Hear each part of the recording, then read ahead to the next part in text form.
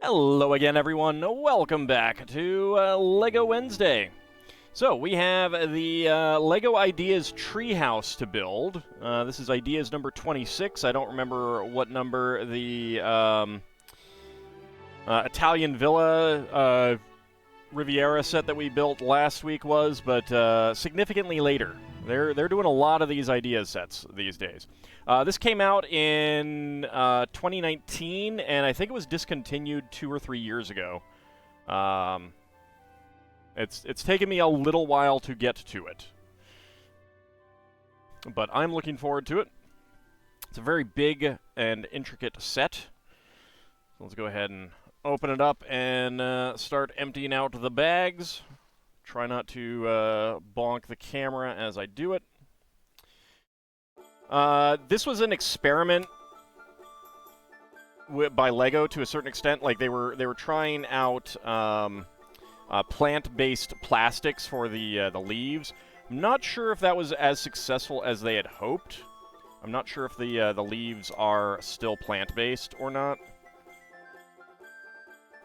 But they're trying a variety of things to, you know, use less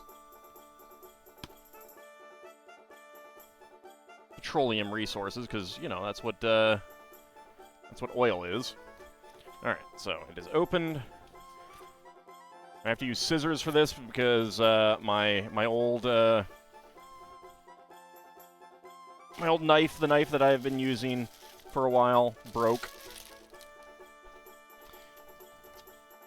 Alright. This is obviously not all the bags. I'm gonna get them out. Leaves not plant-based. Alright, so we have... This is at a time when they were still doing multiple bags for these numbers.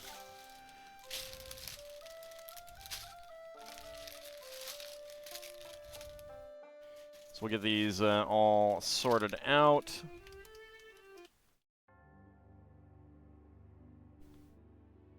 Oops. Accidentally, clicked on my, on the playlist. Fix that. Alright. There's a 1.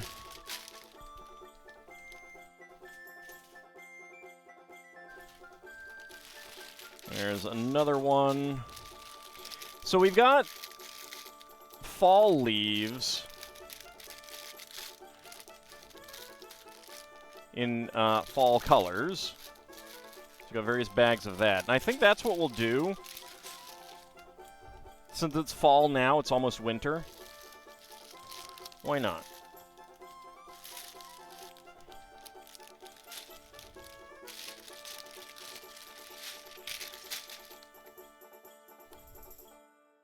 Alright. And we have an internal box as well.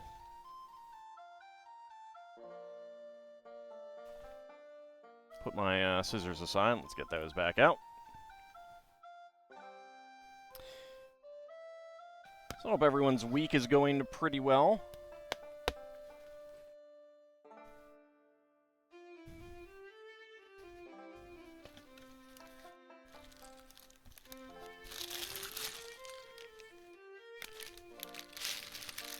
There's another 5, or another single digit, 2 double digit, tens place. Here's the summer leaves.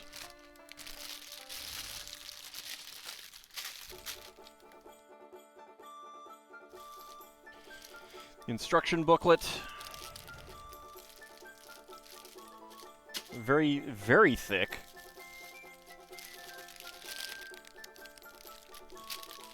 Alright, so they're the exact same parts bags. It's just green, dark green versus bright orange and dark orange, it looks like. There's 9.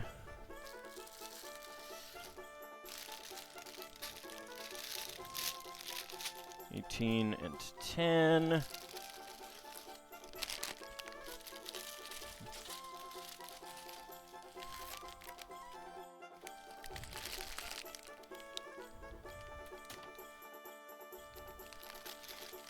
There's 15, 8, and 6. Okay. So first of all, the leaf bags I'm going to put aside. 1, 2, 3, 4, 5.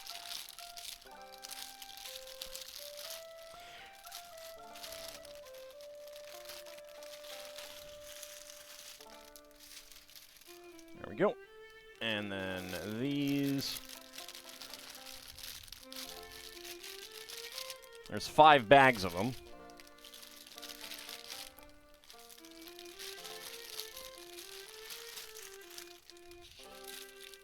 There we go. All right, now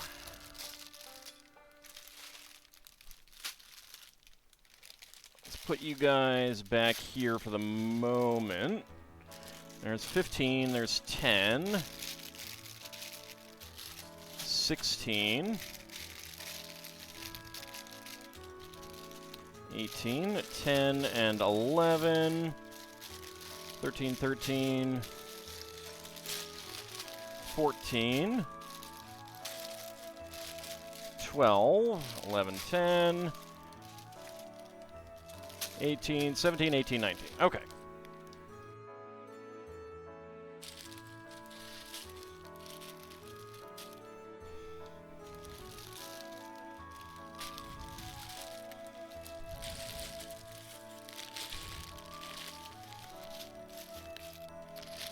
Put all these bags aside.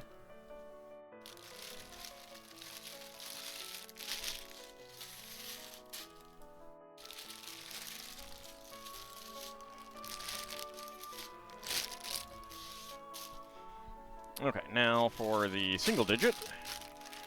2 empty bags for winter. That would have been amusing if they did that. No, they probably would have included white ones.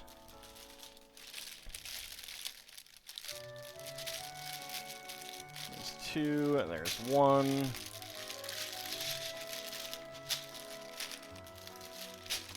Another one. 7, 3. All right, 6, 7, 5, 8,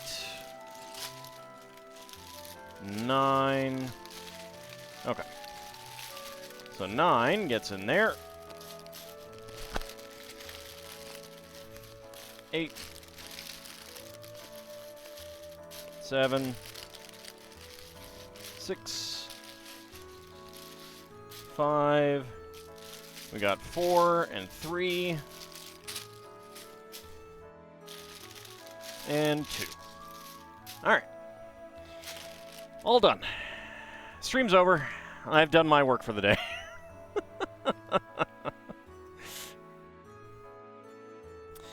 Alright, let me go ahead and reposition our old friends over here since they got bumped.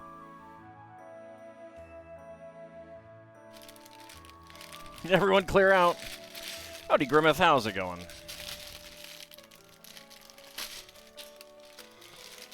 Alright, first bag. Yep. Heads decided to roll. No parts in there. Set aside some large pieces. We got 16, 1x16 bricks, 1x16 Technic bricks, 1x15 beams.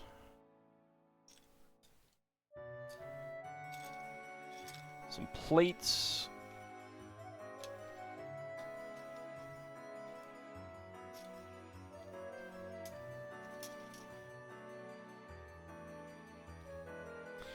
One of those plates.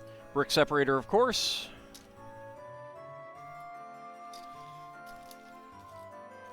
Lots of dark green 2x4s. That's nice.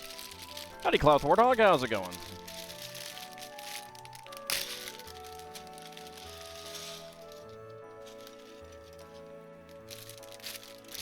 Alright. Second bag.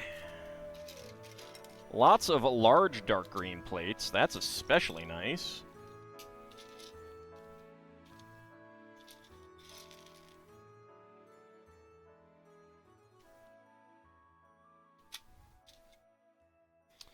Large white plates.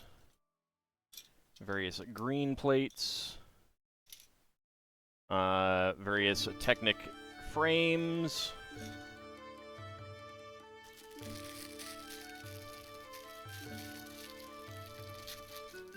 And our small bag. Alright. Okay. Let's see what we got on the instructions. Everyone loves tree houses. What is it about a tree house that is so universally appealing? Even if you didn't have one as a child yourself, you probably wanted one. That's true. I did not have one and I wanted one. As a space outside of the family home, tree houses tap into that innate childhood desire to create a little secret space for oneself. From a simple tent or blanket fort that you make yourself to an elaborate outside playhouse that a parent may have helped you create.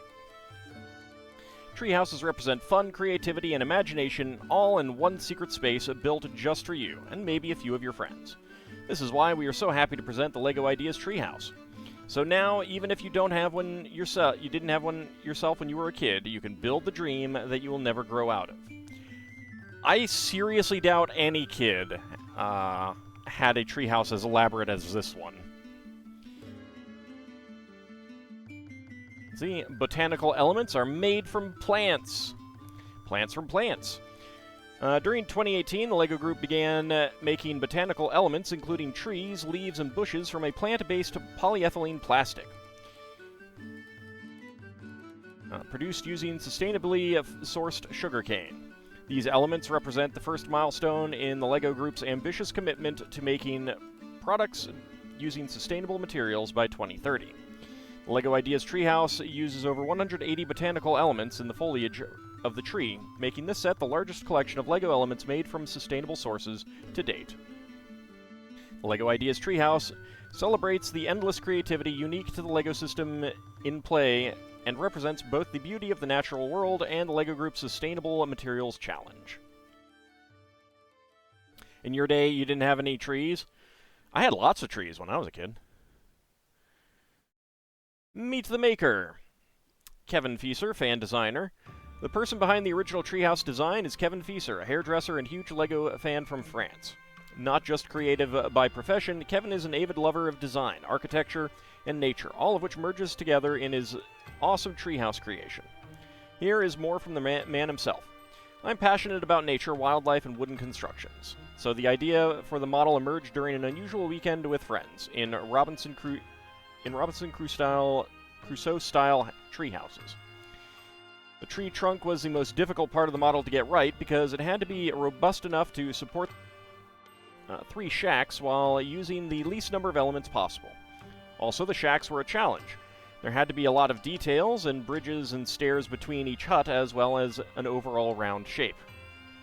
It took about 2 months, about 300 hours, to complete the model. I remodeled the whole project 6 times, trunk, shacks, roofs, leaves, etc., in designing my final creation. When I saw that I had reached the magic 10,000 supporters in less than 4 months, I was very proud and really happy.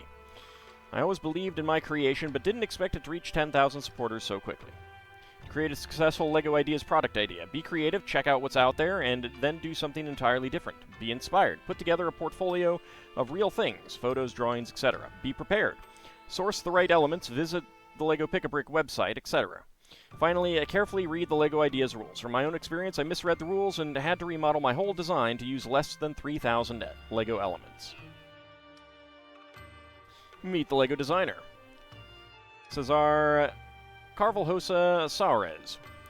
I loved tree houses as a kid and still dream of having one in my backyard one day. In fact, when I applied to become a designer at the LEGO Group, my portfolio included a couple of treehouse builds. So ever since Kevin's original treehouse submission got the required 10,000 supporters, I was rooting for it to be picked up and made as an official set. Having the opportunity to work on this project was really special. This project was different to my previous work, which was mainly on LEGO Star Wars, because the build is so organic and there was room for creative freedom. My role was to pick up the original submission and adapt and tweak it to match the high quality standards of the LEGO brand. Things like the stability of the model, the overall aesthetics, the build flow, and playability of the model had to be considered. The most challenging part for me was making the roofs removable so that the cabins could be accessed. The solution was to create the entire last third of the tree as one removable part. Fine, you lied in your day, you didn't have motivation. Kevin came to Billund, so we had the chance to collaborate closely and discuss some points regarding the treehouse design. This really helped create a set that would meet both his expectations and also the LEGO brand standards. What I love about the treehouse is the bit of landscape with the little stream, the way that all the cabins have different details, and also the fact that there is no backside to the model. There is almost the same amount of detail and intricacy from every angle that you look. But the thing that I'm really proud of is the fact that you can swap the colors of the leaves to match different seasons with pieces from just one set. I suggested this option, so I'm super happy that we could make it happen. And then we have it in French, and then we have it in Spanish. Alright.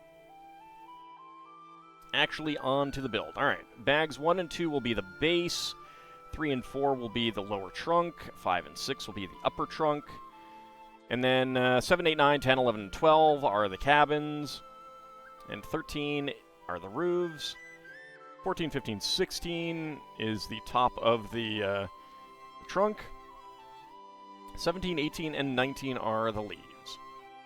Alright. Let's go ahead and start with our minifig, which is a very ranger-like guy.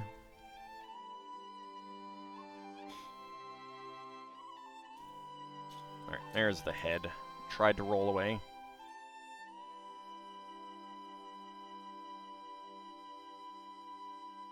There we go.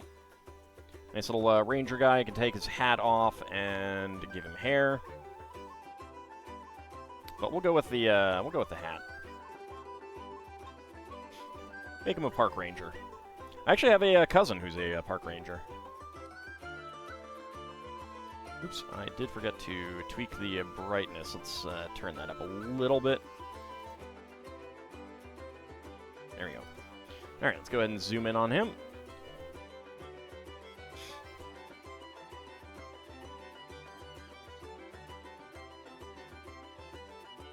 Alright. Put him to the side and get started. And as is good, start out with the frame.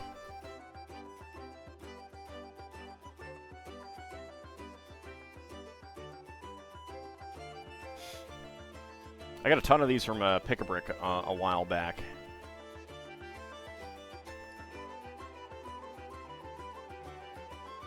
They are pretty great for getting solid structural support. Howdy, Mr. Wolverine. How's it going?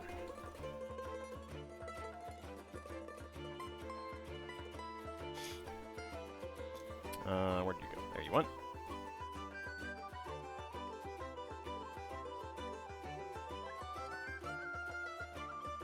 Alright, and our Technic bricks.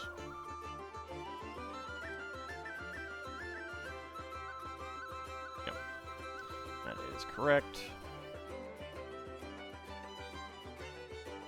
It's going okay, that's good. I'm glad to hear it.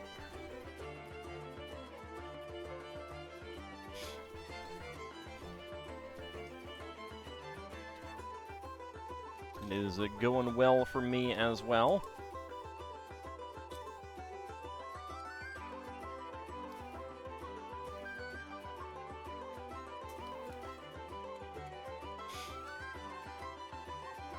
Alright, flip it back over. We got 1x2 Technic bricks and 1x2 plates. Kind of surprised that we're not putting a 2x2 there.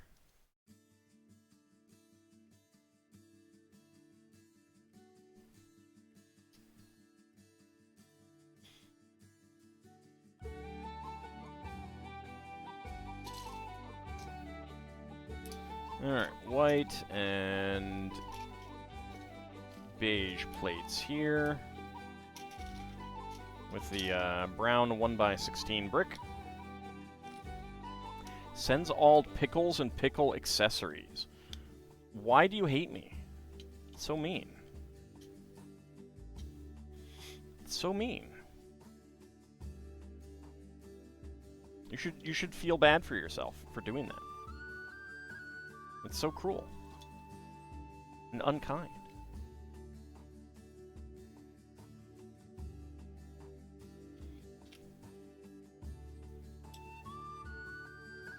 That is also a good question. What is a pickle accessory? On second thought, I don't want to know. The mangrove trees told you to? We should burn them. They're obviously full of evil. Those little plastic swords.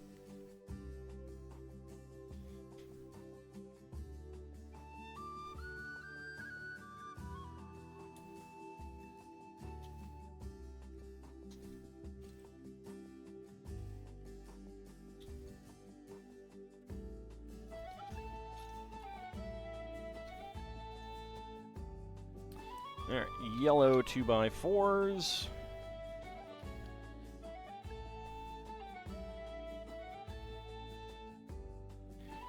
Pickle jars, pickle canes, those little umbrellas you get with some drinks. Well, I think those should all be incinerated.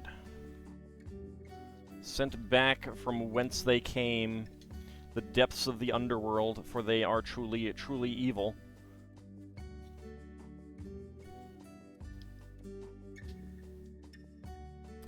Truly, truly, truly, truly, truly evil. Evil in a way that is, at times, difficult to fathom, in fact.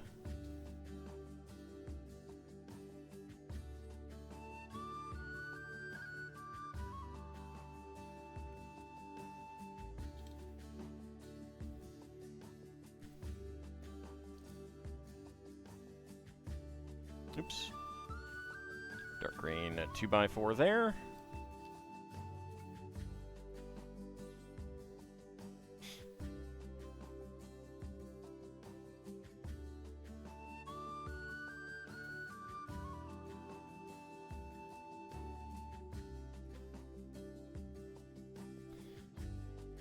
So I was watching a bad movie earlier, and it featured John Huston. And I've come to realize that he always seems to be dubbed to me because I have watched the Hobbit animated movie so much.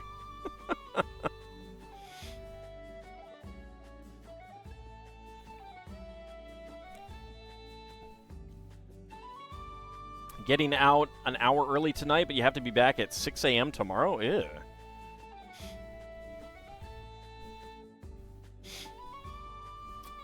That's yucky.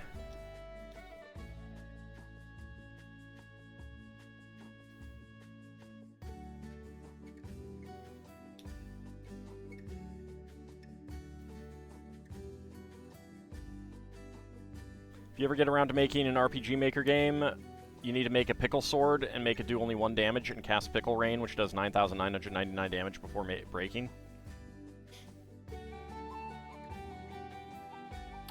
I think you should have it cause the player characters to just die. If they use it, they just die, because that's how bad pickles are.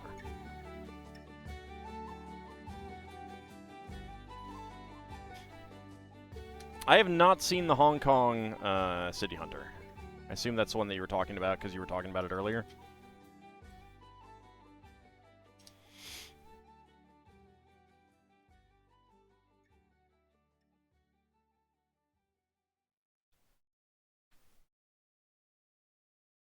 I've seen some of the anime.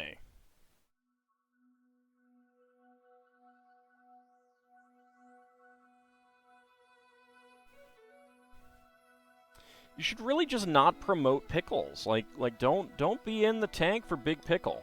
It's not good. It's not healthy. It's bad, in fact. Well, you mentioned it at least. Yeah, with Jackie Chan. I wanted to say it had Jackie Chan in it, but I was like, am I thinking of, like, Police Story, which had Jackie Chan in it, obviously? It's like, am I confusing myself? I should not make that assumption. Everyone who eats pickles dies, not a rogue AI.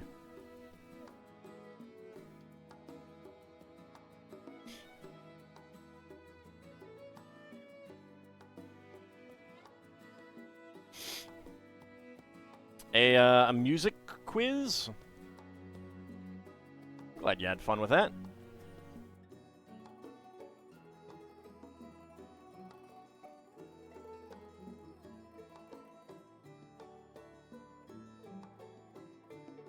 Yeah, Lil Bunny, I was kind of commenting that no kid has ever had a treehouse like this. Pickles are the original cancer stick. It's true. It's true.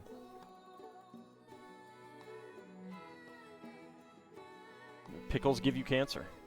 Not that they're like carcinogenous, but they just give you cancer because they're intelligent and evil that way. Some kids had tree houses. I had a friend who had one.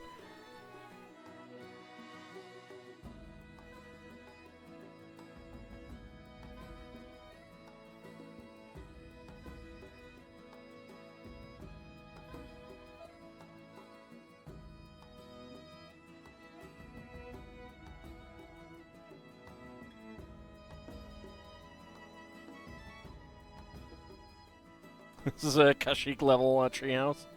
Pretty much, yeah.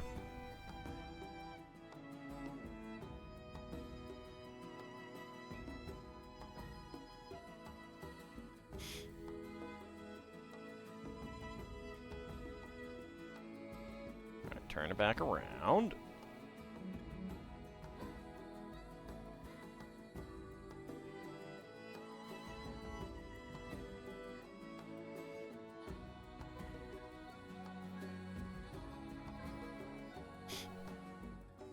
I mean, kids still do.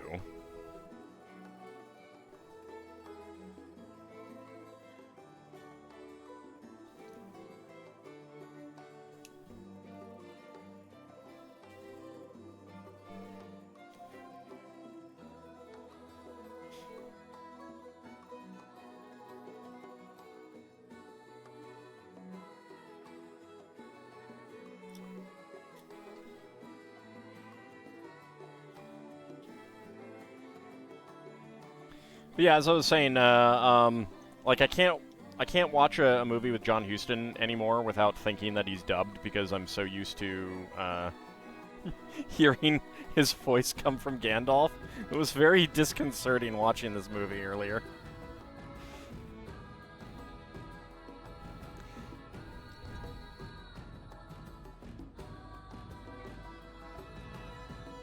I was like, that voice is not supposed to come from that face.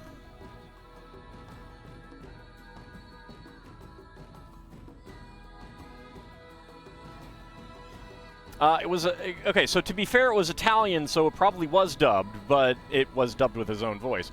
An Italian movie called Tentacles, which was a giant octopus Jaws knockoff. It was not good. Had a very cinematic sequence partway through them. I was impressed.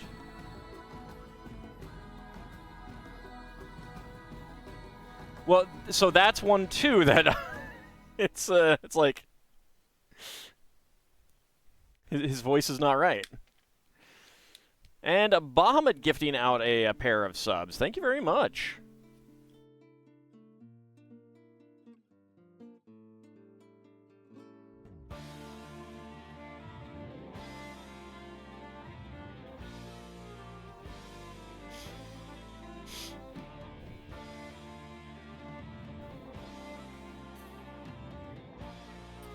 We are going with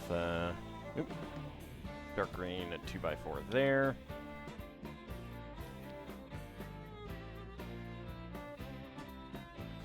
Got to the point in Wake of the Ravager that just made you give up?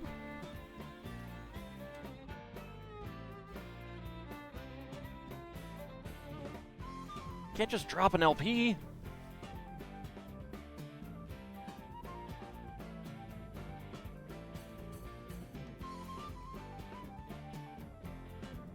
It was a very bad movie.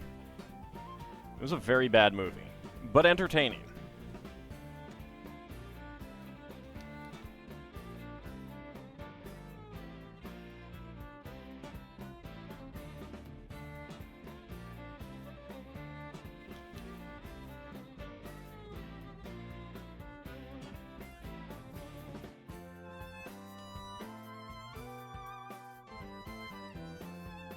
And we've got a hype train going on.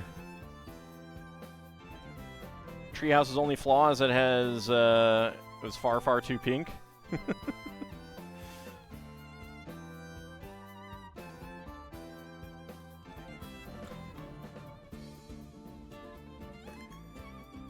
Oh. That's weird. Can you load back to a previous save and try and see if that fixes it? Or, is there a patch or anything?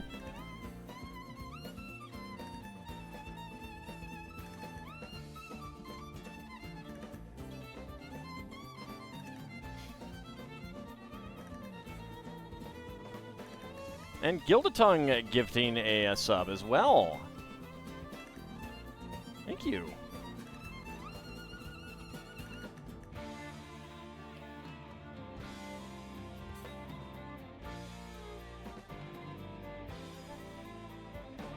And Bahamut also gifting out another sub. Aw, I appreciate it, guys.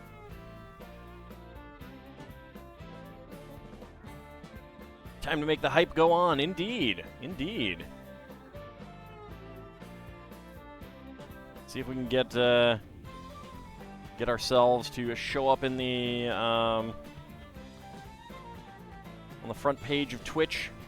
I think that's one of the things that hype trains can do for you.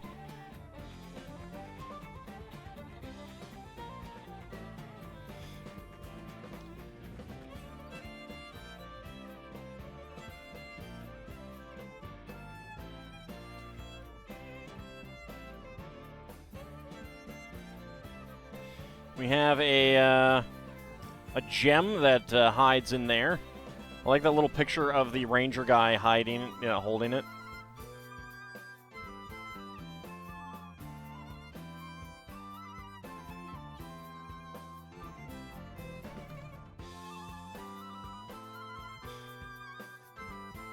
We got earlier saves, but moving to something that won't make you lose more of your thinning hair.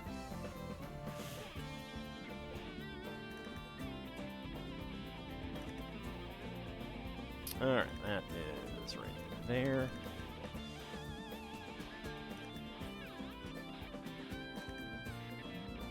You don't often get to participate in hype trains, so this is a rare treat. Well, I'm glad that you can participate this time.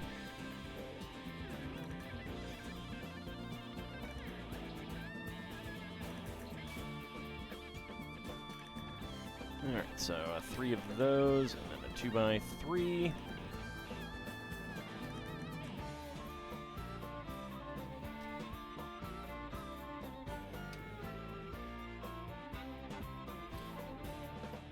Large plates and red 2x2 half tiles in here.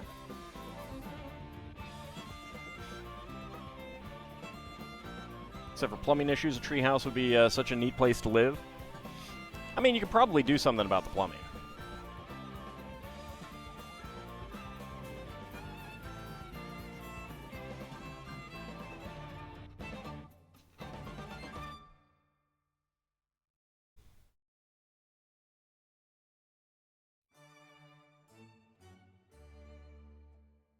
That one goes there, and then a third one over here.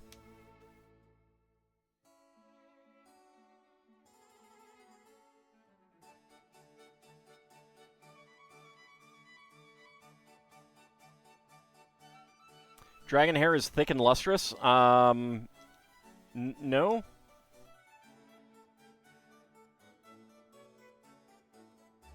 Well, okay, what I have of it, yes, actually.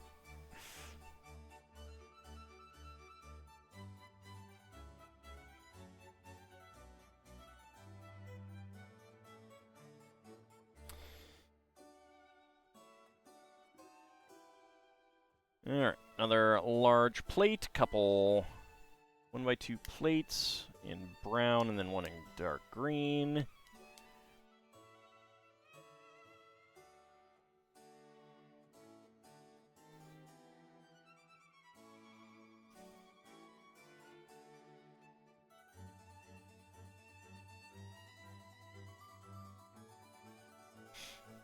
Okay.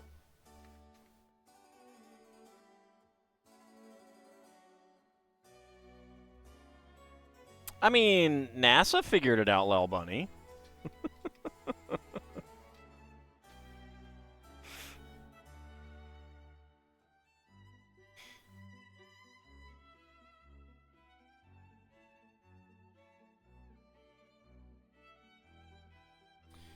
There, 1x4 plate, 1x1.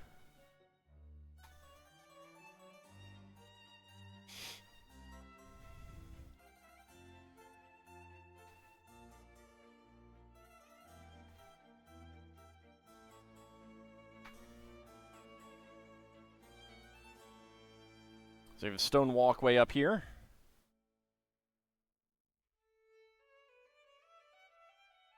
And Hype Train success. Collected all of the level 1 emotes.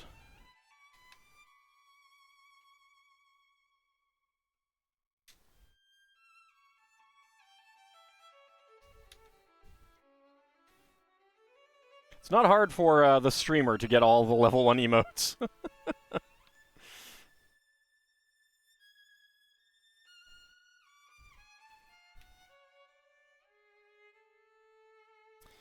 There we go. Now 1x3, 1x4 plates here.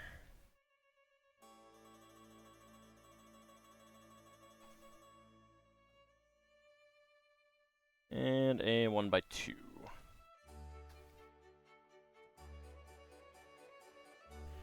Alright, and 2 1x4 tiles. Why is that emote so cute? There's a lot of really cute ones.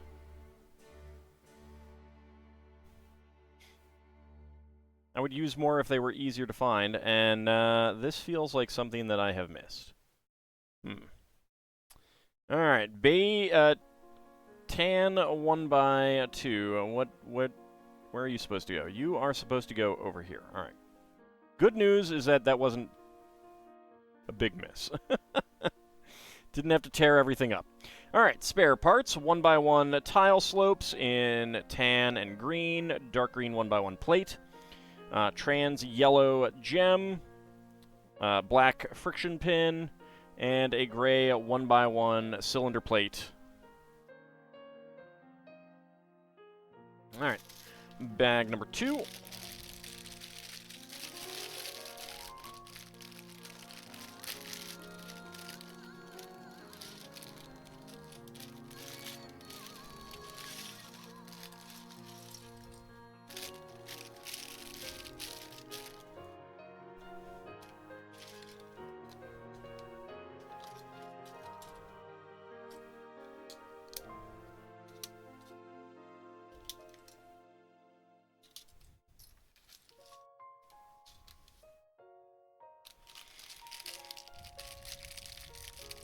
Still, there's a matter of water to wash with. Well, we got water right here. See?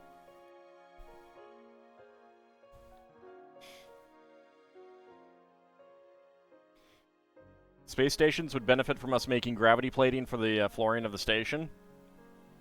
Kind of difficult considering that we have no way of making gravity plating.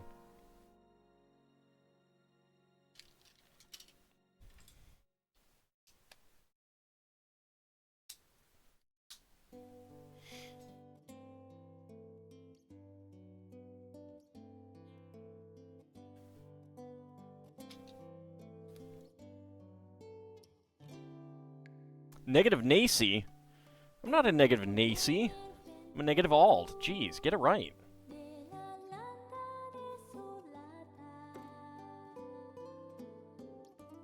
What's stopping us from inventing such things? Well, kind of that we have no idea of how to go about it in the first place. No, there's a will. There's just no way. Why haven't we developed interstellar travel? Because we have no way.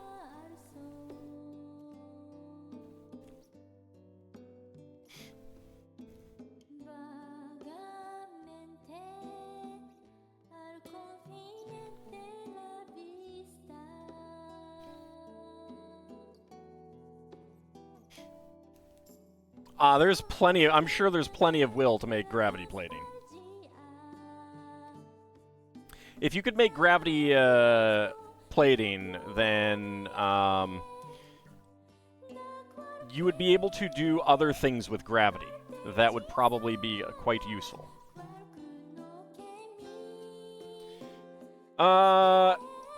Charcoal is a pretty good filter.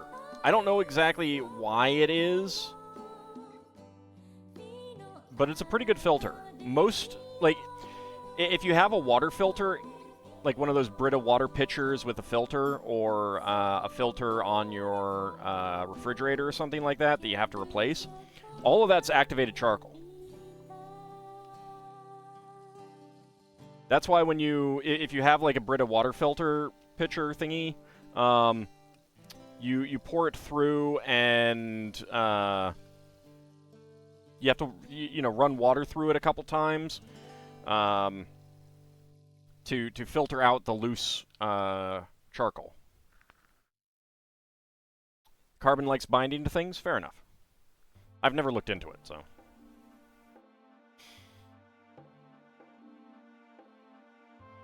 But, like, if you were took some poison or something like that, that's what they will pump you full of to, like, get the charcoal and then I mean, like, to get the poison.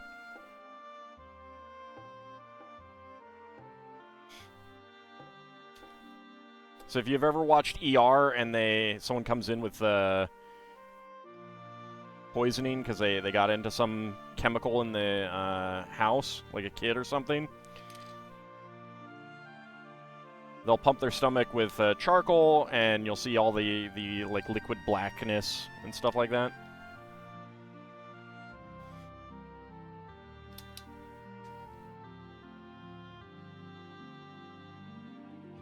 Delicious charcoal.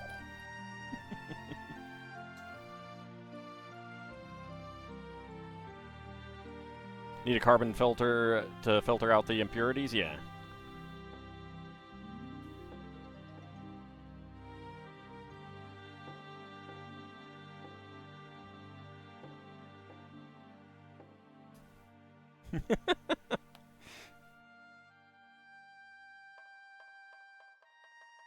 Hey, ER and Law and Order. That was my jam back in the day. Howdy, Kinshire. How's it going?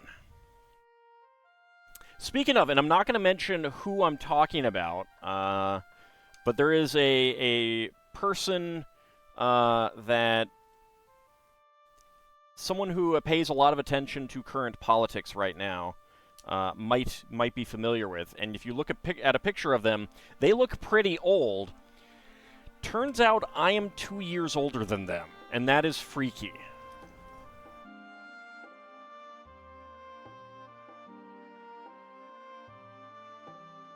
But it also kind of, is like...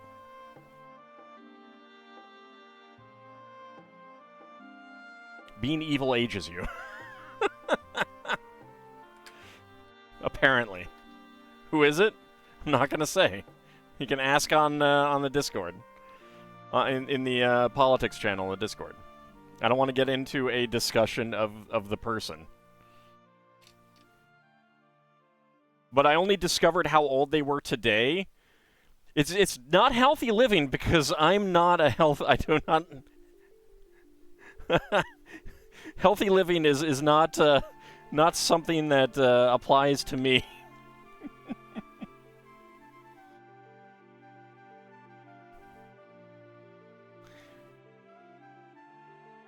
But I only discovered how old they were today, and I was just, like, blown away. I was like, holy crap. I sent the picture to my mother and asked her how old she thought the person was, and she was like, 60? That was her guess. No, he is not that old. See, just tell kids, don't be evil, and you won't... you won't age before your time.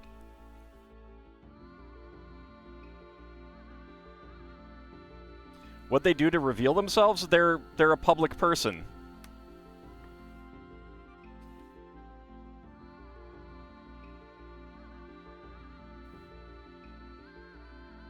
Found out recently you're the same age as Donald Glover, and he looks way better than you.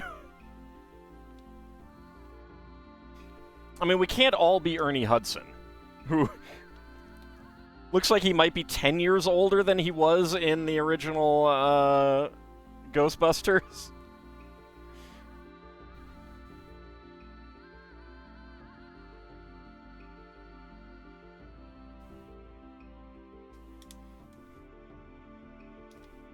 Some people definitely age gracefully, some people don't. But I think there's also something to be said for just don't be evil.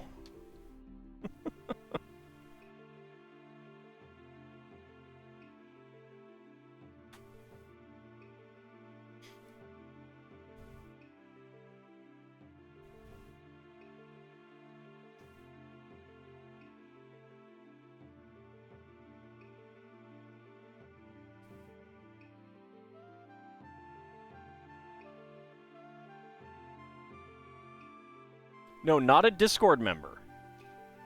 A public person in politics who is not a good person. But I didn't know his age, and I discovered his age, and was like, holy crap. How am I older than them? They look... they look old as crap. It's true. And I have no idea if the guy smokes or not. Or anything like that.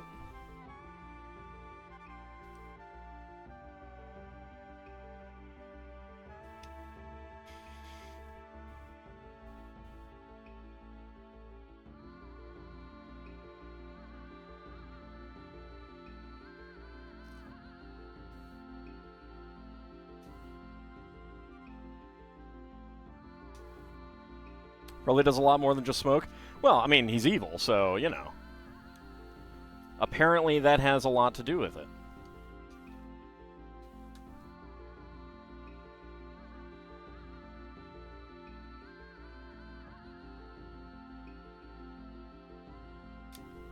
You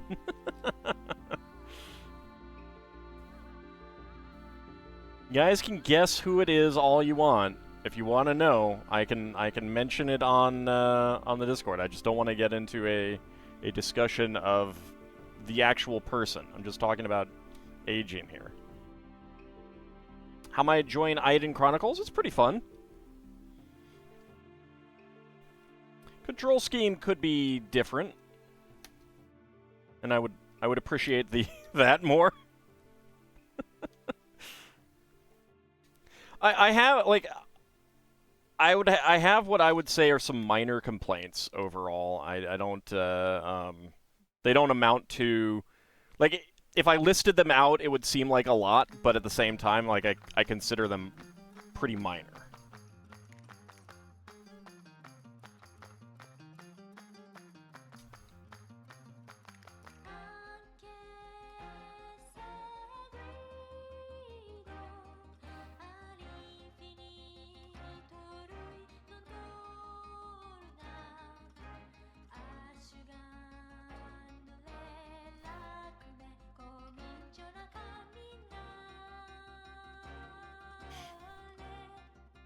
Alright.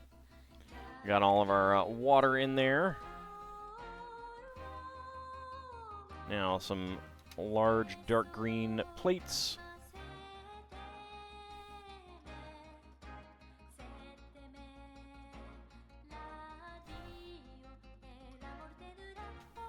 Yes, not a rogue AI, indeed. Keep in mind, I'm old.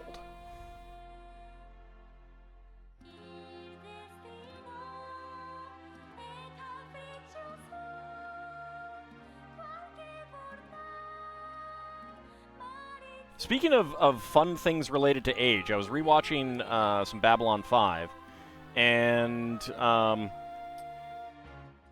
Bryan Cranston showed up, which got me going down a little rabbit hole, and reminding myself, because I think I knew it but forgot, that he used to do anime voiceovers. He used to be Do some dubbing.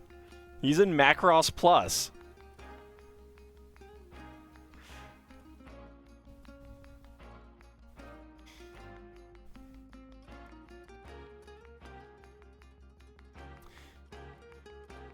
Well, Bunny mentioned RFK Jr. was born in 54. Yes, I'm not that old.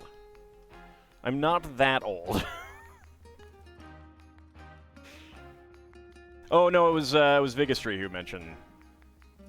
But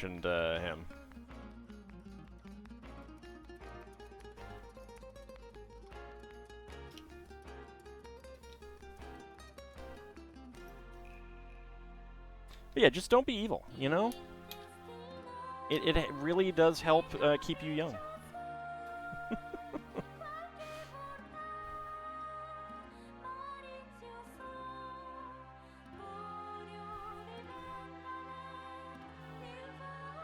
Lunatastic bringing us a raid. How's it going? Did you finish up Valkyria Chronicles? Go ahead and get you a shout out there. We won! Awesome! You ever see that Bryan Cranston is coming to your local convention? You'd be very tempted to get him to sign your Macross Plus box. Me too! I would totally do that. The Valkyria has been chronicled.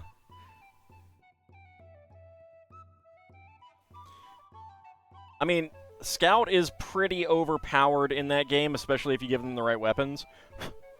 I remember one of the weapons you can win I gave to Alicia, and she can murder just about anything with that thing. It is crazy. Like, one shot. Of course, I have occasionally missed by getting up too close, and the weapon clips through the enemy. I have done that a few times. Because it's a really, really long weapon, and it's just like... You miss because it clips through. It's like, oh, that's just not right.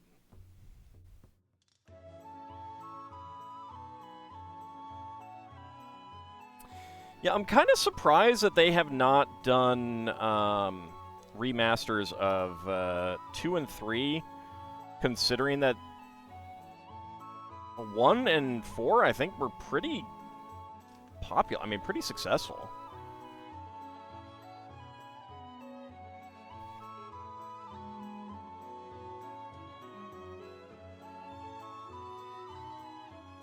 Two sold very poorly? Yeah, but I mean, it was on the PSP. Like, I don't know if we can blame it for not doing so well. Yeah, the PSP did poorly. Let's go ahead and get some ad breaks paused here. There we go. Talk to Sega about that. I would if I could. I would if I could. Alright. Where does this 2x2 cylinder tile go? Did I miss where this went?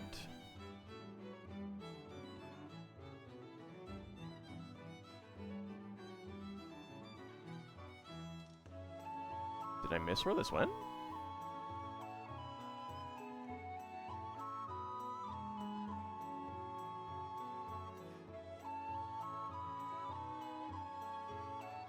Dark Gray 2x2. Was this from the earlier bag and I missed it? Hold on. Now I gotta figure this out. Where is this 2x2 cylinder tile supposed to go? Such is the mystery of life. Indeed, indeed. It is a mystery.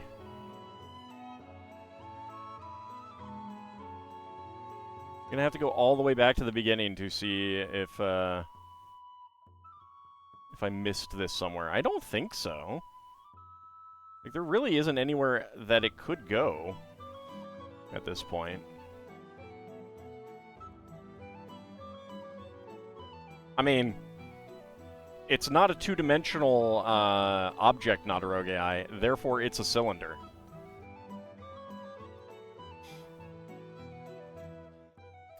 It might be a bonus spare part, which I am always happy to get. Those are regular gray.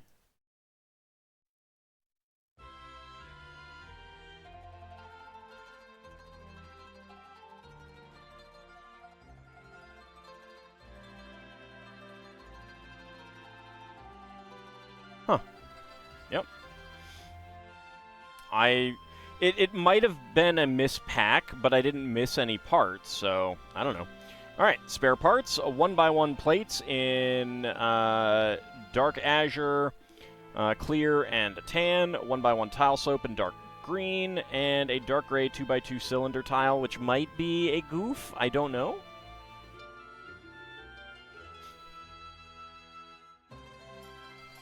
All right, bag number 3.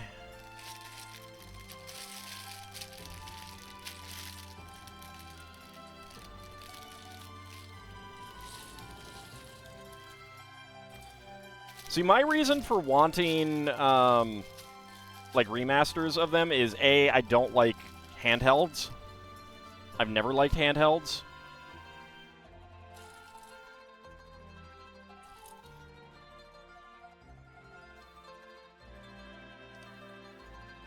Now, obviously, I could play them emulated now on a nice big screen, but it would be nicer to just get a remastered version.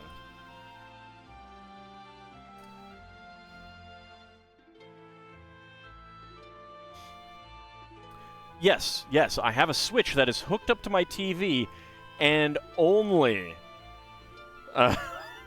hooked up to my TV. I have pulled it out to try playing on the Switch itself, and I'm just like, no, nope, nope, Nope.jpg. You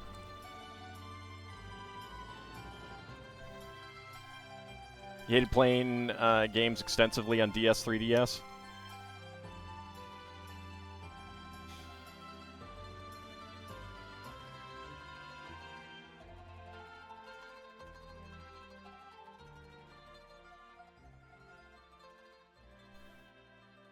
Third Birthday has some good music, at least.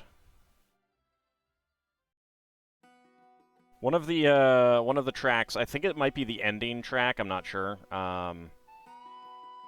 It's like 9 minutes long, so that's why I think it's the ending track.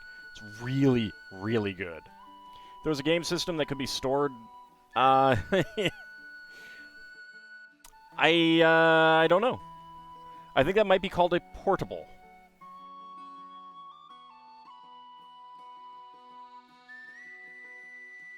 I do. I have not played Parasite Eve 2 yet. No, that's true. I mean, I don't know that I will. I might. Not ruling it out.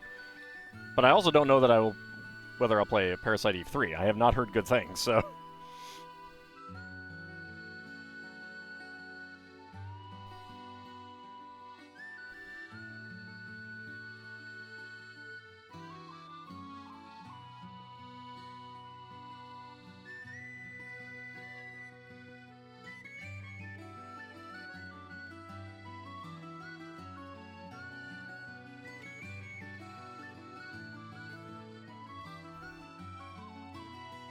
I don't think that I had a hard time with it.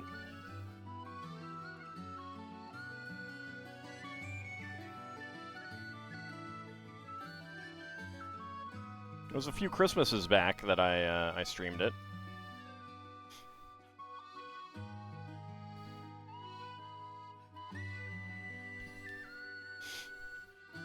Why did they make more than one of that game? Because the first one did well?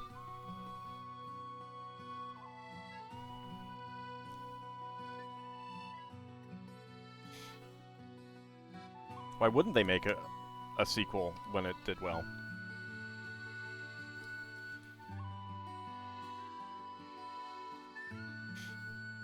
Parasite Eve 2 is one of your favorite games? Oh. Well.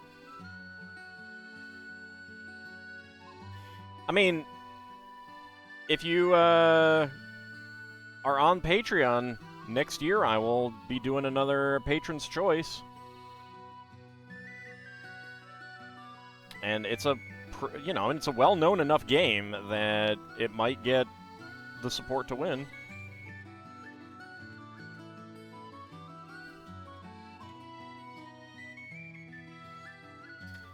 Oops. Didn't mean to knock that over.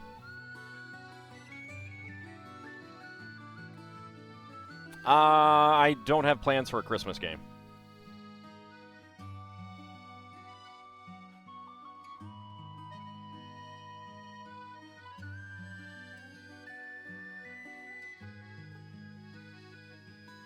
Like, I got a lot of stuff going on, so I don't really have time to get another game going. The games... But the games do have something to do with the book, just not, like, they're essentially sequels.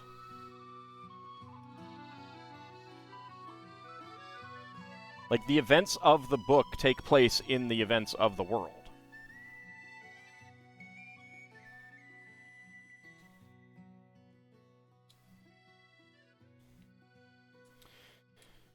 Alright, so we've got 2 red ones, I imagine, to identify where the front is. All the rest of these are brown. Parasite Eve 2? Yeah, it's well known enough. It's a lot more well known than, I'd say, half the games that get suggested. Which is not a dig on those at all. But I've seen some pretty obscure things get suggested, which is always fun.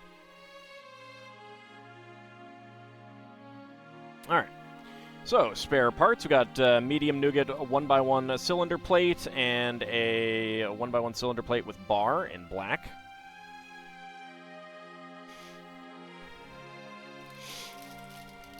I'm sure if you did a search right now, you'd find lots of Let's Plays of Parasite Eve 2.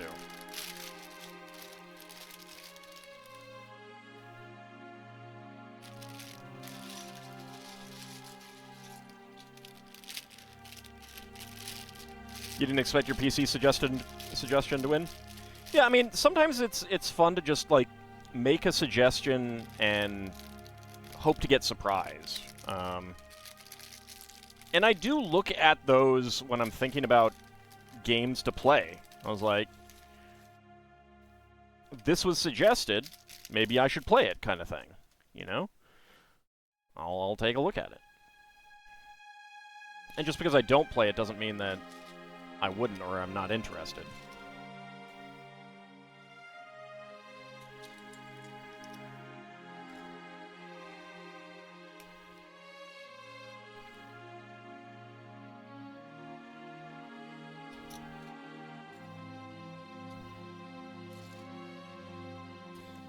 Alright, let's see. 1x4, get a 1x3x2 half arch inverted. You get sad every time you see something new about Dissidia?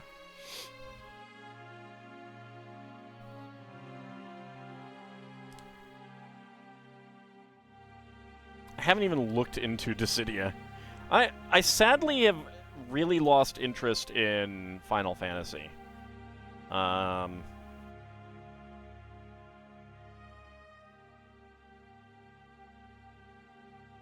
Imagine how Airgeese fans feel.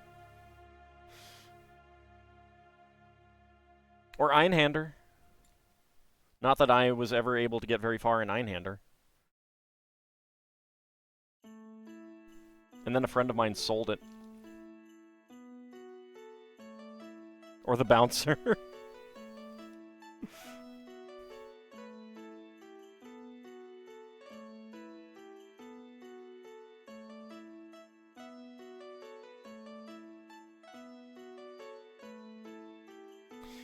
Kind of surprised you think you're the only 100 playthrough of Dusk of the Gods? Ooh. That's cool.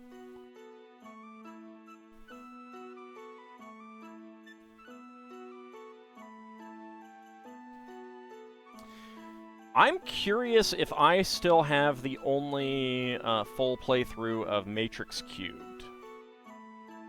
There certainly aren't many others.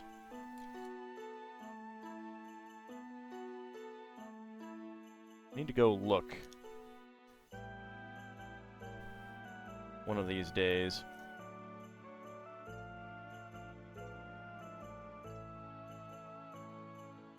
Someone pointed out that Sora is essentially wearing the outfit from the Bouncer.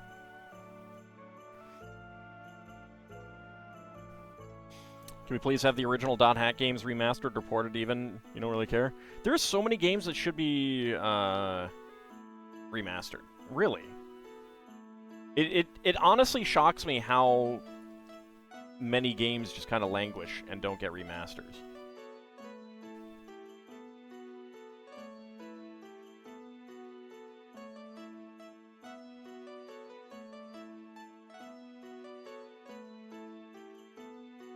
Matrix Cube's next on your list. Have you played, did you play Countdown to Doomsday?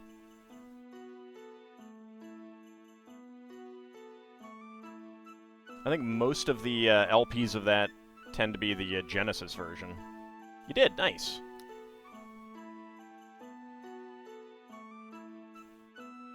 Yeah, I haven't played System Shock either. But I've also seen, like, 3 of Grimmeth's playthroughs of that, so... I think maybe a Lethal Feline playthrough, too.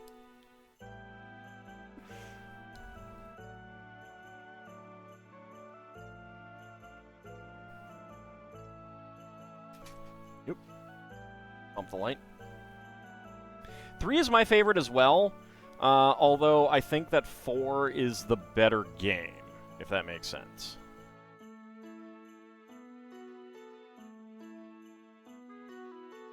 I love them both. They're both very, very good games.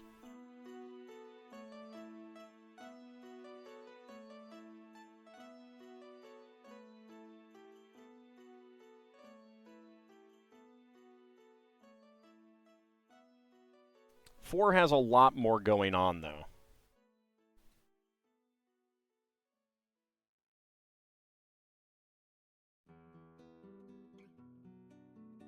Well, I would actually say that 4 is better from a literary point of view.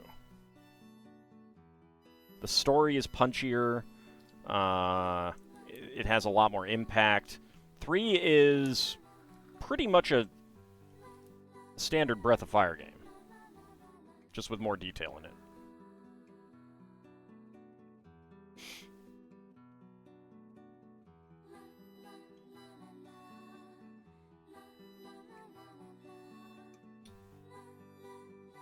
I mean, he rarely does. That's the problem of the silent protagonist. I have actually come to dislike silent protagonists more and more as I've gotten older, because it's like you don't have the freedom that having a silent protagonist. So, like, okay, so a silent protagonist is silent in part so that you can project yourself onto them better. But your decisions are still as limited as they are in a non-silent protagonist game. So it feels kind of worse when you're in a situation like, no, I would not choose this option that I am forced to choose in this game with a silent protagonist, that the game doesn't tell me why the protagonist is choosing this.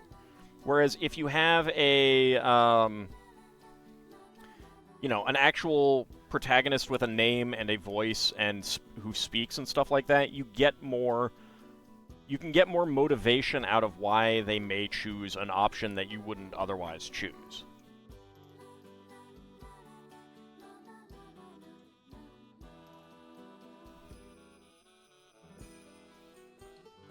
At least the manga gave Ryu and Breath of Fire 1 a voice. Yeah, I mean, you kind of have to. Kind of have to. Alright, that goes on there.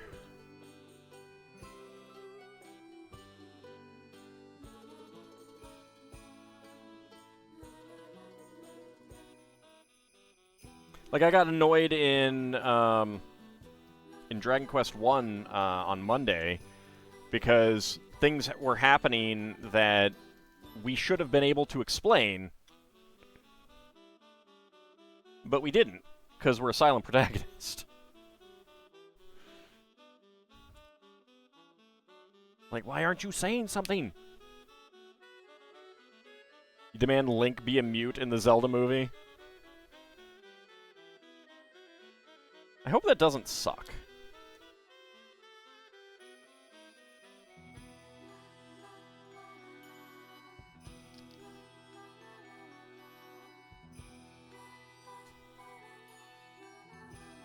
Yeah, I mean, you're going to get that in a manga. For sure. You at the Dark Brotherhood questline in Oblivion at certain points, like, hello, say something, anything? Yeah.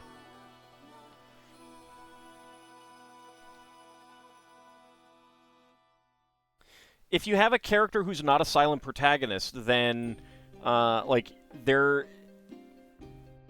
The writers of the game can create reasons, and they should create reasons why the character isn't saying anything in parts where they should, kind of thing.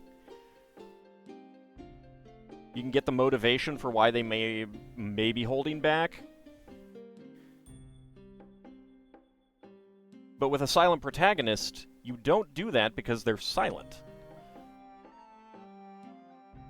They're not sharing their thoughts, because they have none. They have a completely empty head.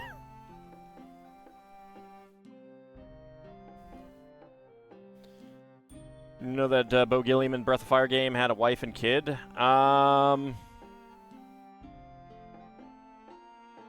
Trying to think if I did. I don't recall.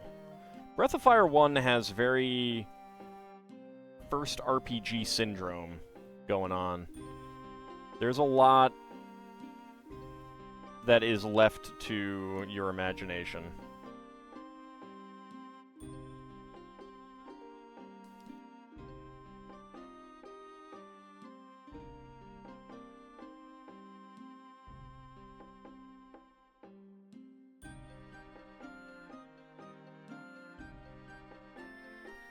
Yeah, but I might have, like, read about it. I don't know.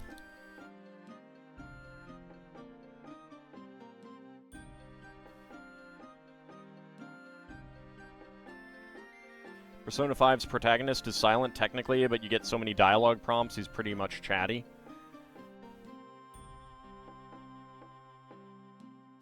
If it gives you, like, meaningful dialogue choices, sure. I mean, that's a bit different.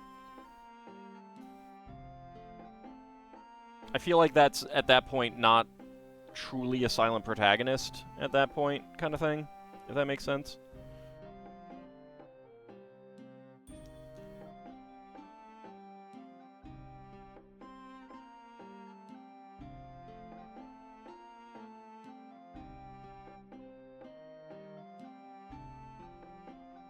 Because you do get, then, you know, meaningful dialogue choices. You get, you're not just seeing the motivation and stuff like that. You're influencing it.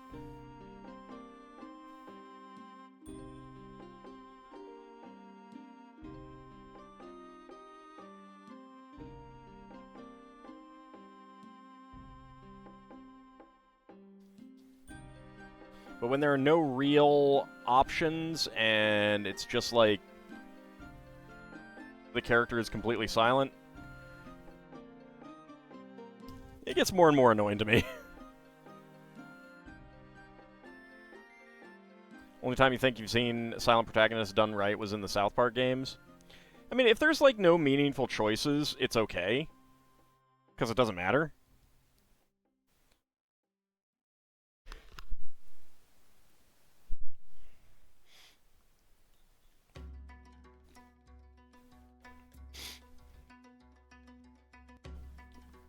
You aren't silent because you are a self-insert, you're silent because everyone keeps making decisions before you can speak.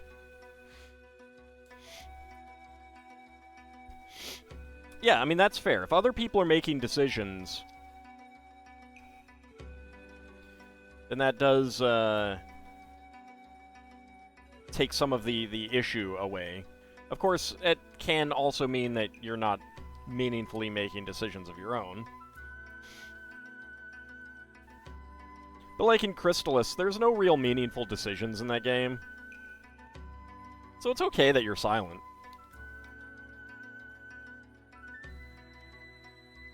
It's also a Nintendo game, so like an NES game. Not a whole lot going on in it.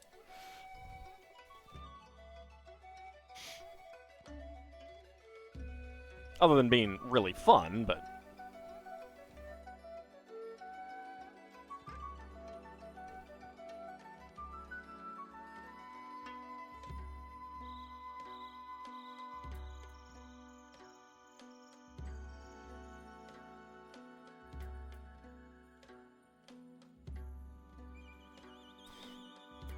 Shadow of Colossus, but that game didn't have dialogue in general. Yeah, I mean, like, if there's no meaningful choices, which you would kind of expect from dialogue, and everything just, like, is gonna happen as it happens, then, yeah, I mean, it's kind of okay to have a silent protagonist. I mean, like, it's not going to cause any issues.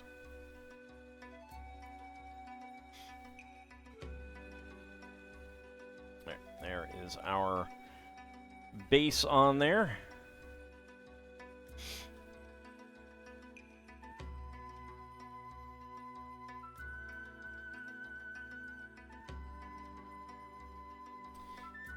And slide that through there and double half bushings.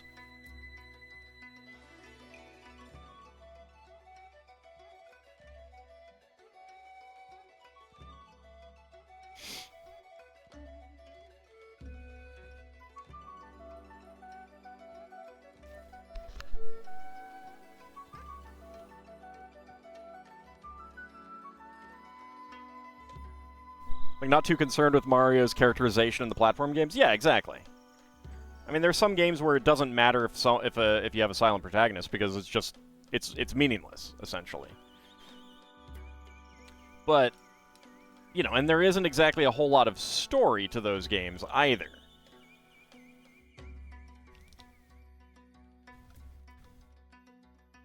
But if you're doing a story-heavy game and you have a silent protagonist, you always hit a problem. Like, you're always going to hit a problem of characterization and stuff like that. So we have a printed tile. Build your dreams. KF. Go ahead and zoom in on that.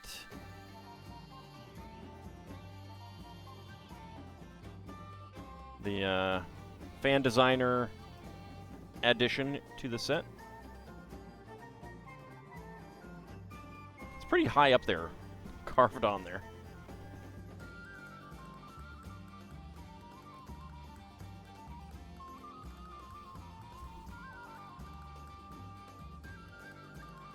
Making him mime in the first RPG was peak choices. Yeah, and then, like, again, the story in Super Mario RPG doesn't exactly matter, kind of thing.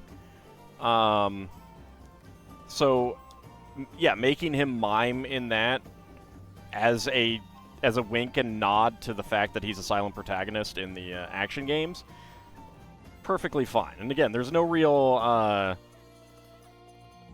choices in that game either, so...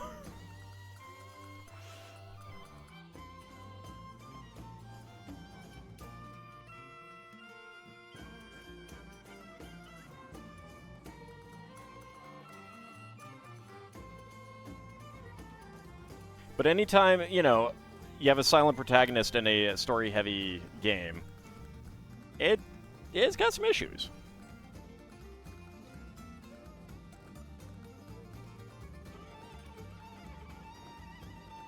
I'd say Chrono Trigger probably did it okay as well.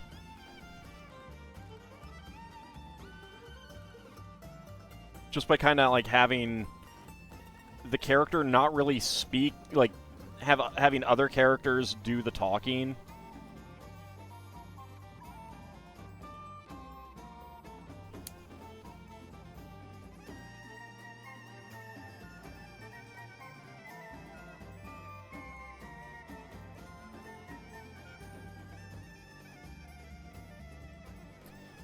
What if you made a game where everyone and everything was mute? You might have an issue with having that game be playable. Yeah. A slight issue of it being playable.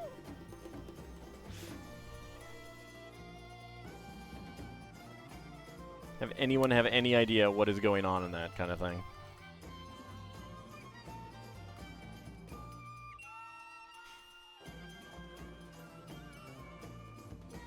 But again, it depends. Like, there isn't exactly a whole lot of dialogue in a Mario game.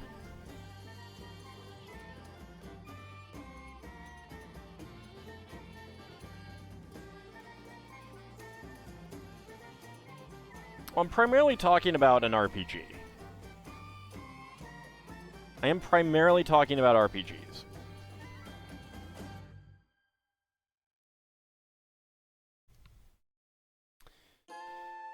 Alright. Stick this one in right here. Oops. Oh, that got turned.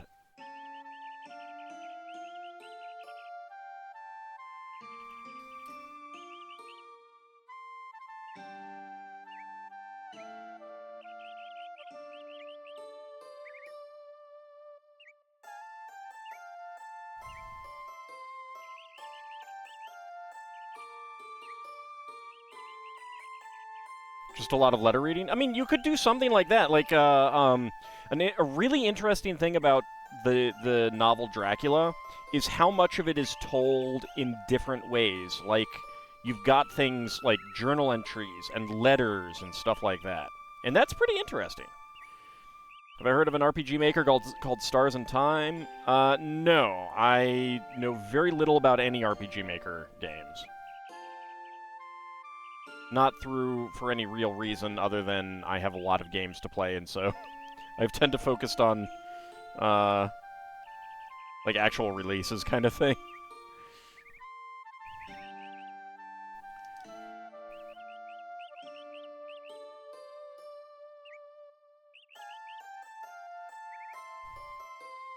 Like, I don't have anything against them.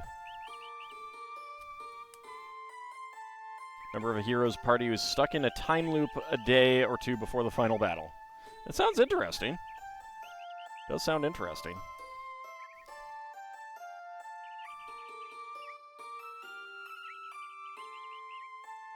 I mean, there's definitely a lot of interesting things that you can do.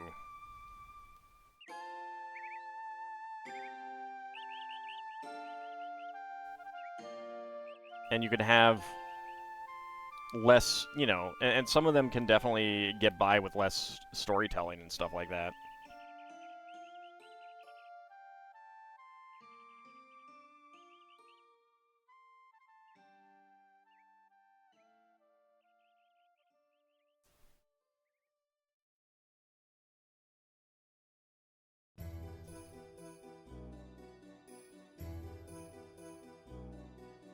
Alright, another one here. Let's hope we don't turn that thing again. There we go.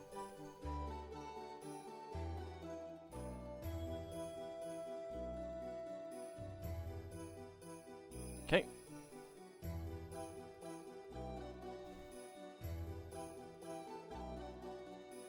I think I've technically only semi-played one RPG Maker game. That was on Zerpal's channel. He was actually doing the playing, not me. But Parrot M. Heru was a very early RPG Maker game.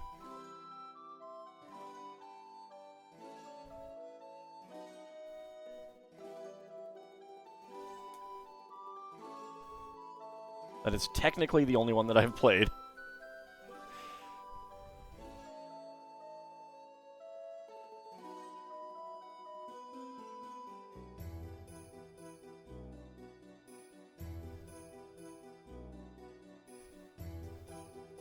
I would like it if more games, you know, experimented with storytelling techniques and stuff like that.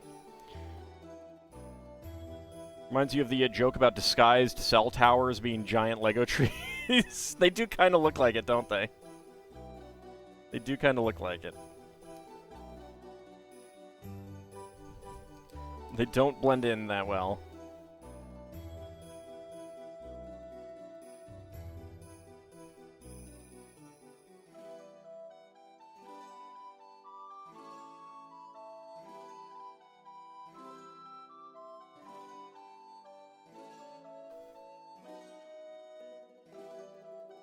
There we go.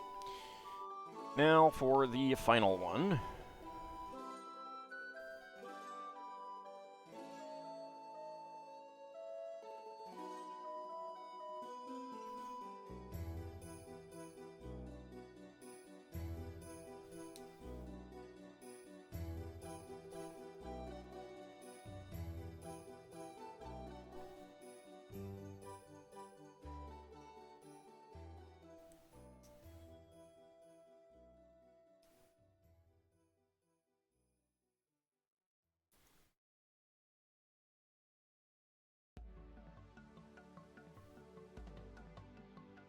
But yeah, there is definitely, I think, a market for... Well, I don't know about a market, but I think there's... You could definitely have some more interesting storytelling techniques in RPGs.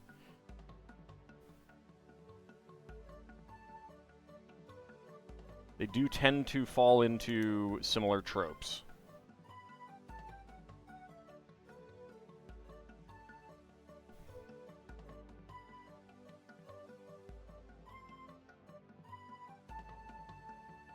What I'm saying is that someone should make one where, after you've been playing it for a little bit, you get a freeze frame, and then a dialogue window pops up. Hi, it's me. I'm sure you're wondering how I got here. Pizza with fries, yes or no? I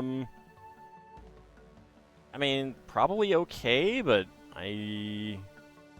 Oops, forgot to get that on there. Actually, I wonder if I missed getting one on...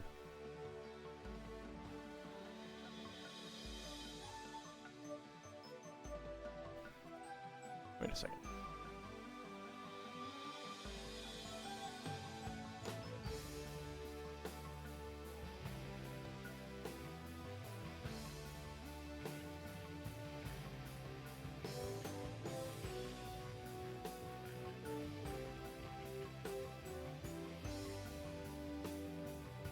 Okay, I think that's an error. It's telling me to put this one here again.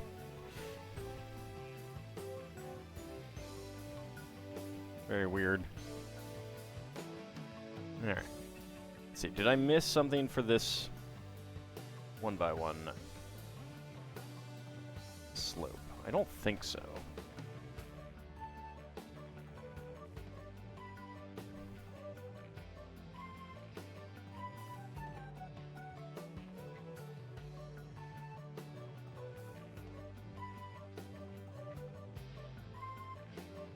I am completely confused now. Whatever. We got all four. We got all four on. That's the important thing. All right. Spare parts: 1x1 plate in olive green, 1x1 tile slope in brown, 1x1 cylinder plate in brown, yellow half bushing, and blue Technic friction half pin, non-friction half pin. All right. Bag number 5. Only RPG Maker game you've completed was SLA RPG. It was surprisingly well put together. Yeah, I mean, I've heard good things about some of them.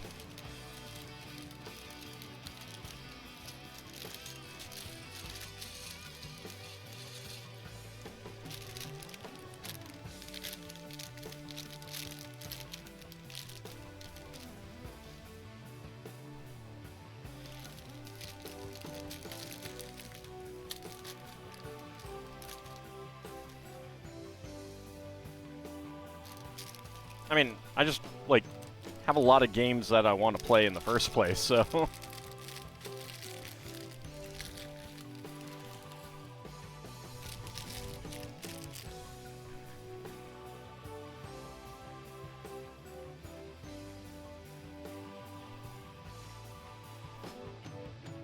Well, I'd definitely work out the plot.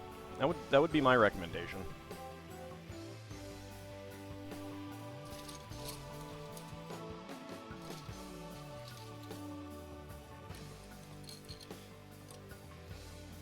And you don't need to be, like, it doesn't need to be, you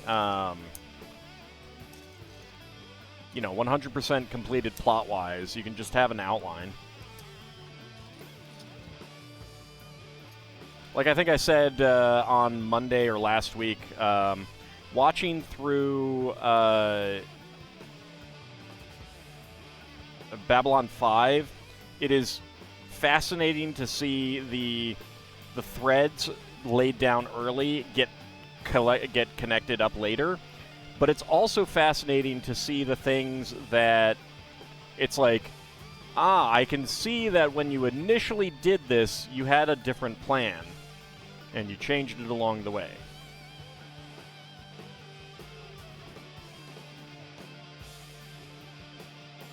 What's the next game? Call of Duty.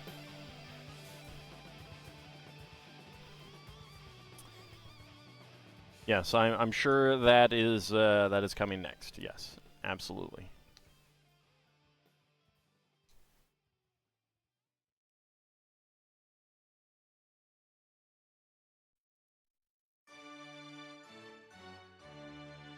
Right, but to a certain extent, like, there's an element of make it, just make it, and you can make it good later.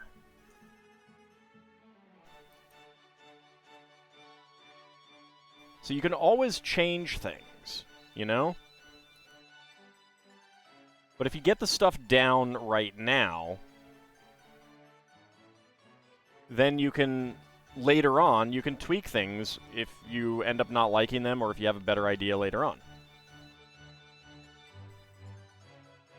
Not having to hire a new lead actor? Yeah, well, I think it actually worked out better for doing that, but and that's the thing is like there's some notes out there for Straczynski's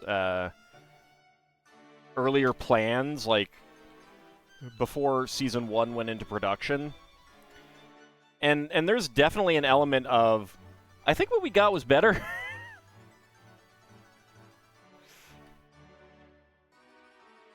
Yeah, he was suffering from schizophrenia. I believe it was. And was making it very hard to act.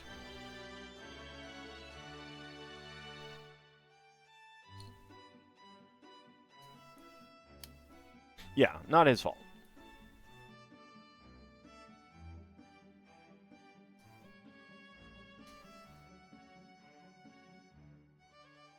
You're annoyed by the lack of contemporary assets for RPG Maker and lack the talent to make sprites?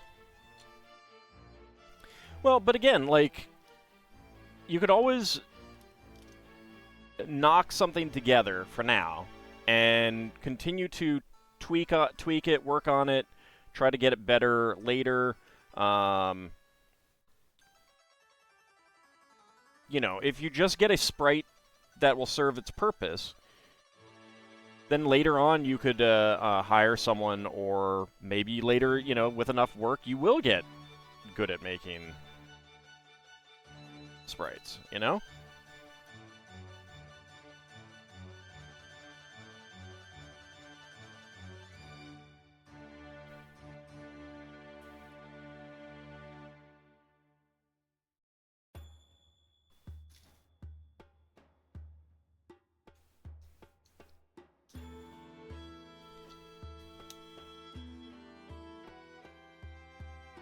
I still need to go back and edit all of my deity entries. I'm not looking forward to having to do that.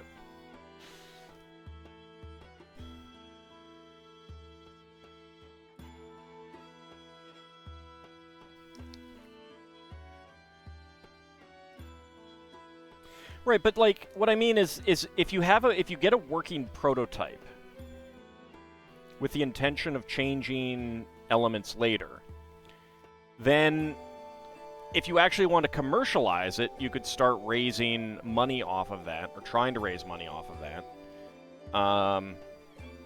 you could like save up your money to get someone else to make a sprite for you for the things that you need. Like, that's the thing, is it's a long-term project. You don't have to get it all done. Oops. That one is not. That is not there. Log brick there. Howdy up, Cody. How's it going?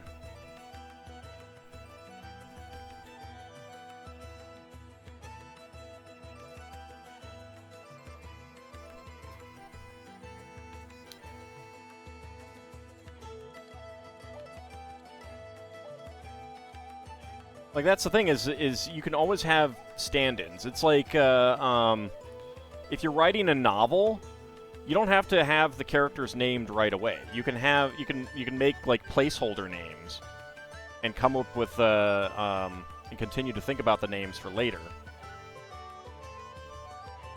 And it's always hilarious when you can tell someone has done that. Admittedly, that happens more often in, like, fan fiction, but...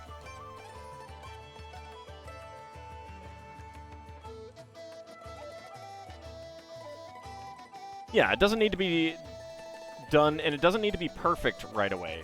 Like, the things that you get done do not need to be perfect right away. You can always tweak things later. If you get things into a workable place early on, then you can start, you know, changing things later as you develop your ideas, as you get either more skilled at writing or arting.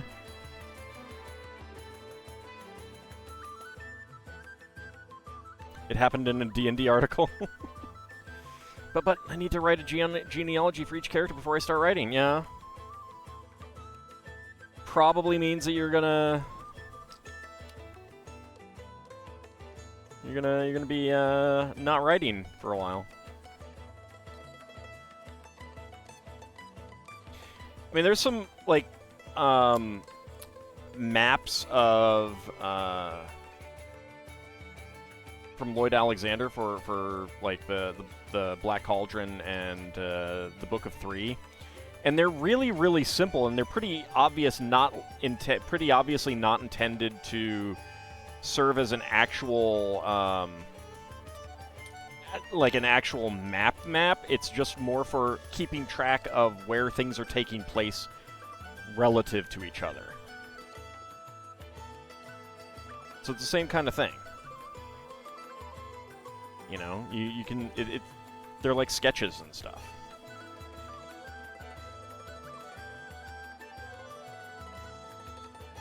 Tolkien had a lot of notebooks of Middle-earth, yeah.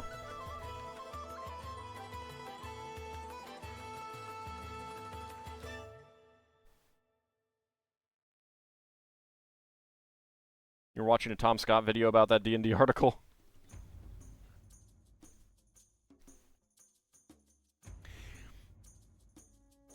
I know of quite a few D&D products, fully released products, that were clearly kind of only partway through the revision and editing processes, shall we say. Not gonna name names, but... Monsters Compendium 9, Spelljammer Appendix 2. Not going to name names, of course.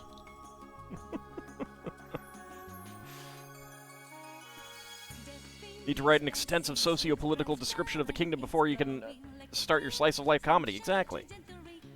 Obviously.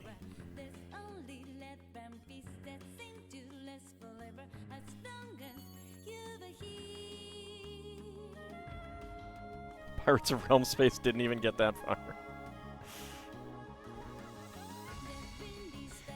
Pirates of Realm Space was definitely at a point where someone was like, "Oh yeah, I think I need you know, a couple more months to get this done. Ship it. But I need a couple more. Ship it." Okay.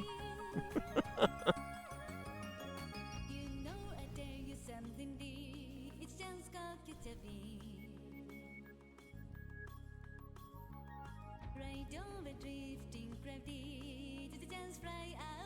think what happened was someone did a find replace certain words without thinking about what may share similar things. Oh, that. Do I have the book down here? Do I have it? Oh no, I don't. I took it upstairs. Dang it.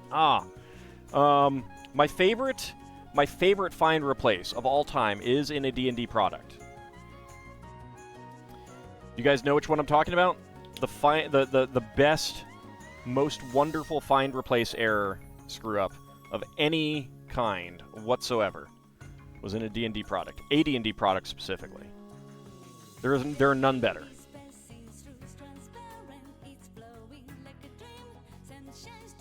It was replacing mage with wizard. Do you know of any common words in D&D that have the letters M-A-G-E in it?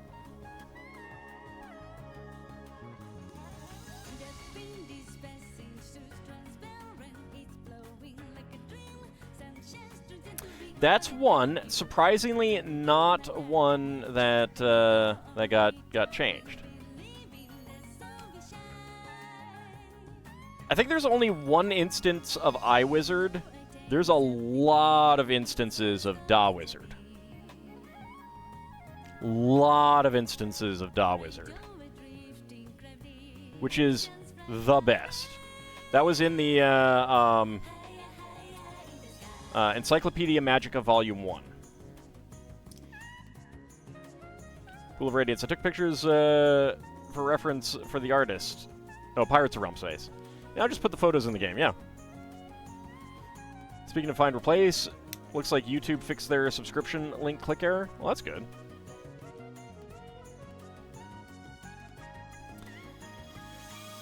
But yes, back in my day, DaWizard was quite a favorite word at our table. We loved that to death. It's only in the first volume, and it's not in every printing. It's only the first printing. I'm pretty sure they fixed it.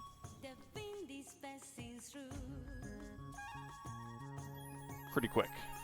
Because I've seen printings of the first volume that do not have that.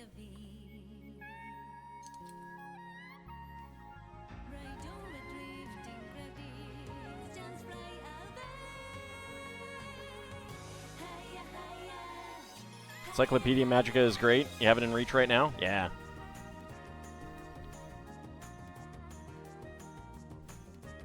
No, we used it straight up as a replacement for damage. It was like, all right, you deal 5 points of DaWizard.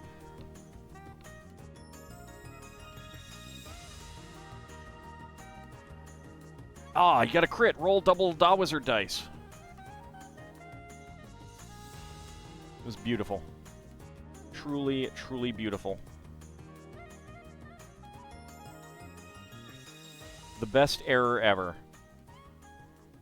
The kind of error that should just not be fixed because it's so great. It's so obvious. It's not going to confuse anyone.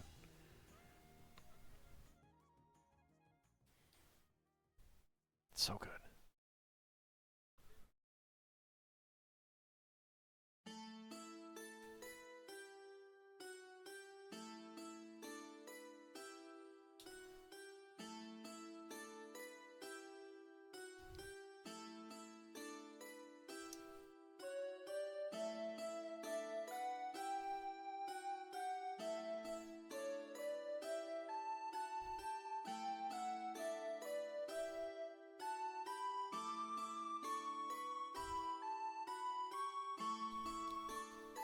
I mean, who wouldn't like to deal 3d6 points of DaWizard, right? Akin to the GBA version of Tales of Fantasia, where the translator used spell check and clicked OK on all. Unfortunately, the spell check dictionary didn't have a very important word. Oh, yeah?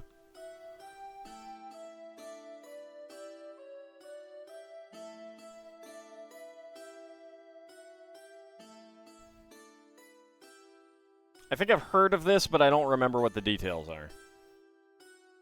The main villain was set to end the world with Kangaroo?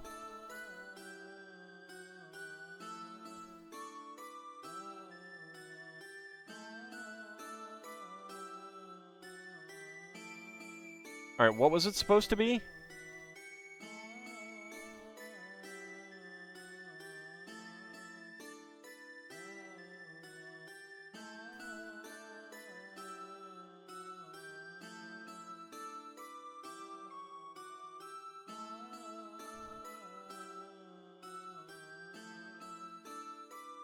That's what spell-check turned Ragnarok into. Wow. Bad spell-check. That's crazy.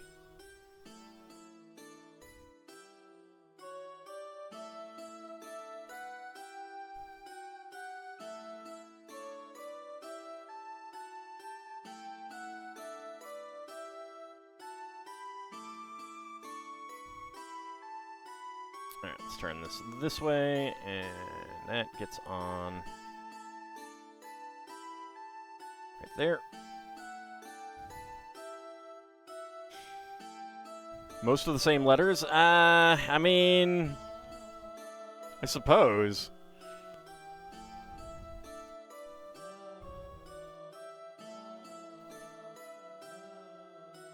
It's still bizarre.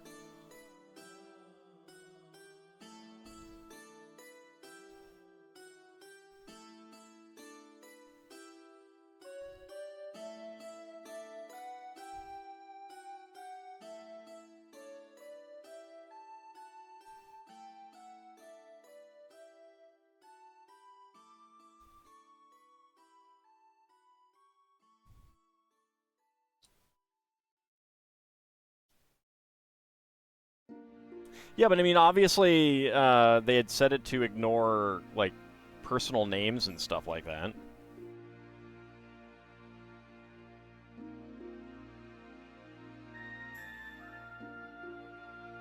Or they added those to the internal list.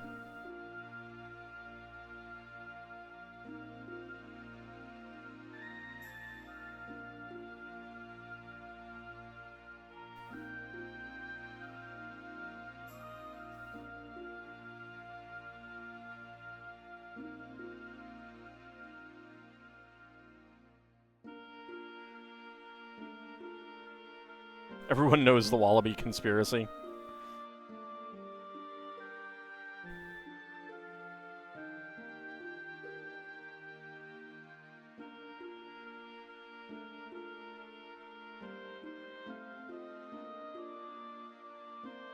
Oh, okay, so that does remind me of a complaint I do have about iodine.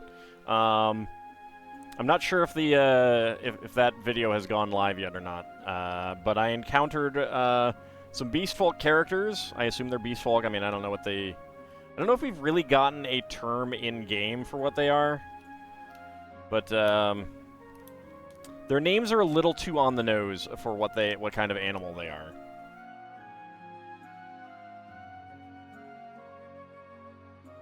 And that I'm not a big fan of.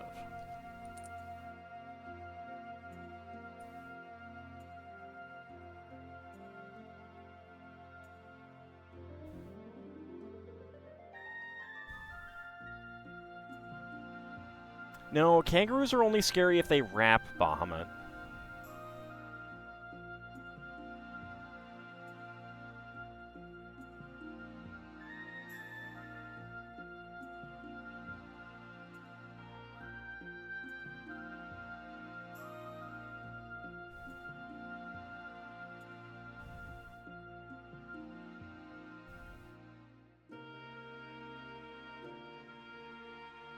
Or our movie character? Well, same thing.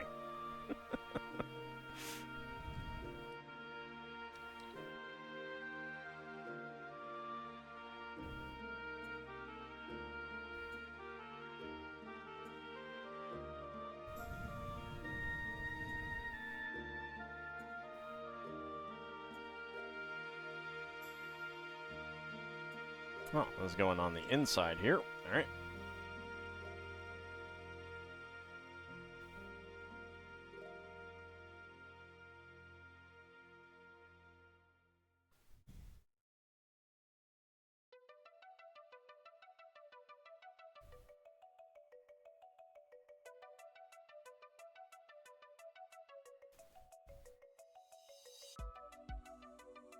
Trying to remember what the name of that movie was. I have not actually seen it. I have no plans to ever see it. I think it got completely and utterly panned for probably very good reason.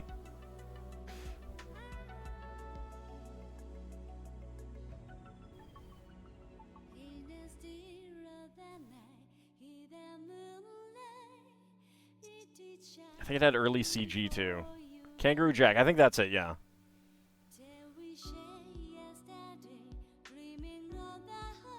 Nice Dalek model. Exterminate, exterminate, exterminate. It doesn't have a plunger on it, though.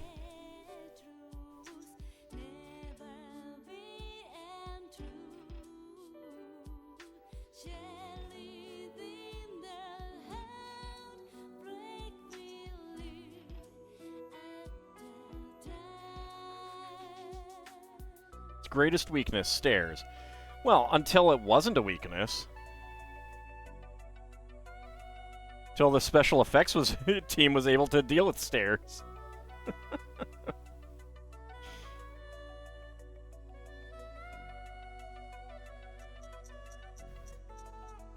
Alright. We are looking at over here. Oh, right, okay, this is the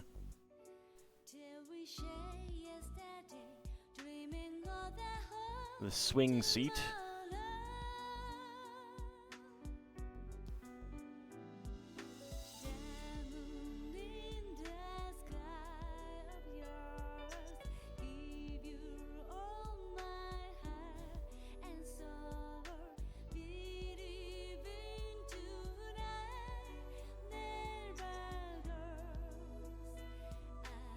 Get that chain on there.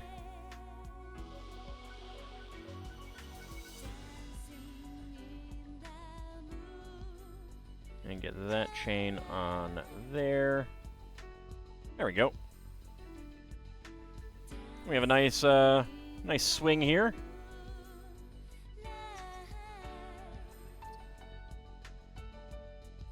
Should you get an ice cream treat? Yes. Yes, you should.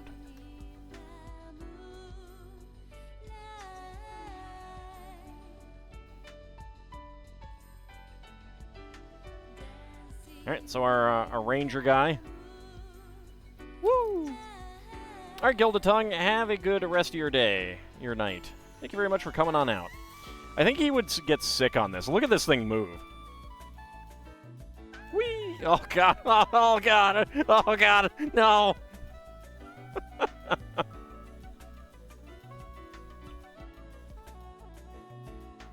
Imagine being on this thing. Alright. Spare parts, a white 1x1 cylinder tile with top peg and a black 1x1 tile.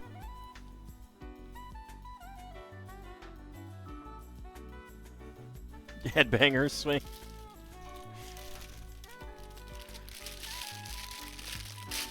Head twister swing, more like.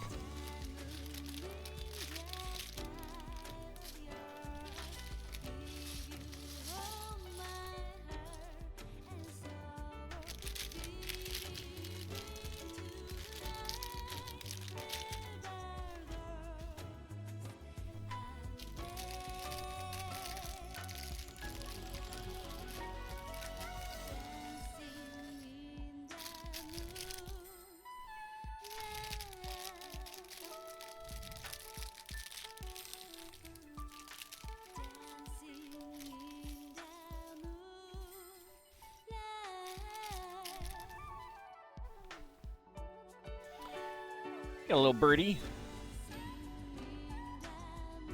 Always nice to get a little birdie. Alright, let's see. We are on this side. Right there. Right there. And a brown 1x2 up here. 3 1x2 plates with bars. Little birdie told you you're a druid.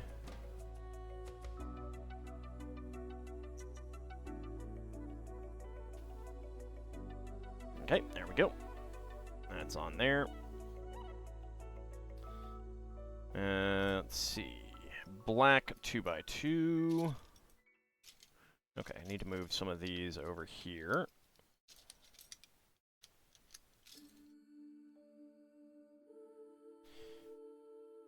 Beige 2x2, black 2x2,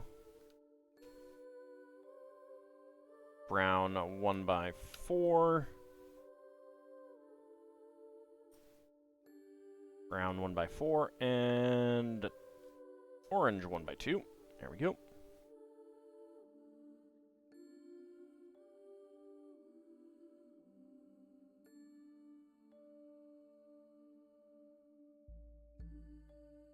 Black 2x3 here, and an orange 1x2.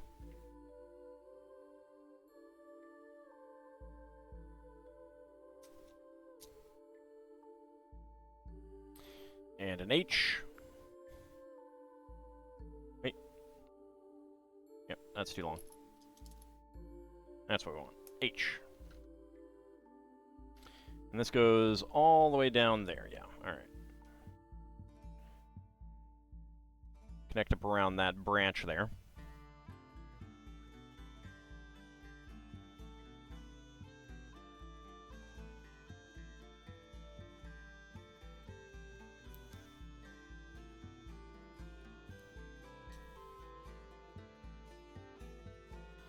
Slide that in right there.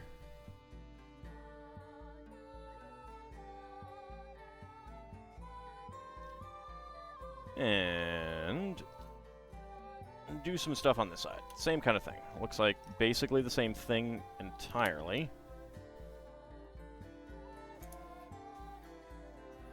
Two, three.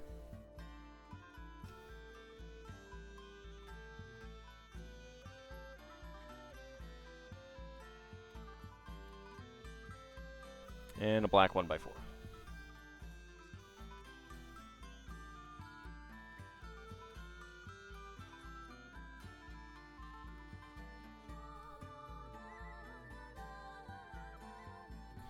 Okay, beige,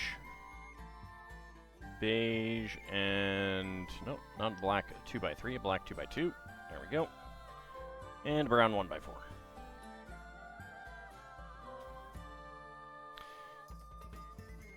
Are Disney princesses all just different variants of Druid? No. Most of them are 0-level NPCs.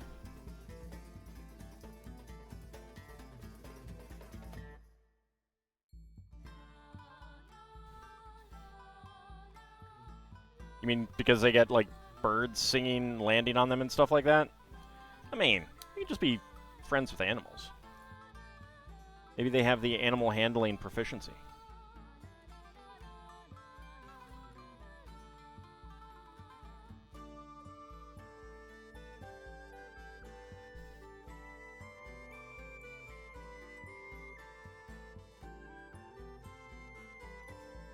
Okay, this goes on here.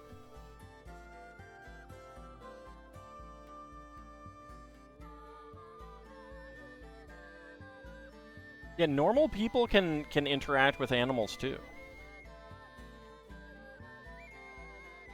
It's just a special ability of a Disney princess. There you go.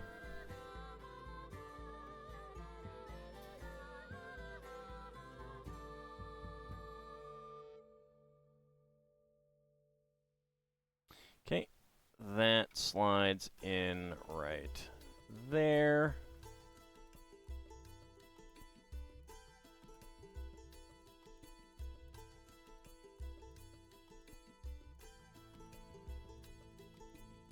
I mean, maybe they're actually wizards, you know? Okay, turn this one this way.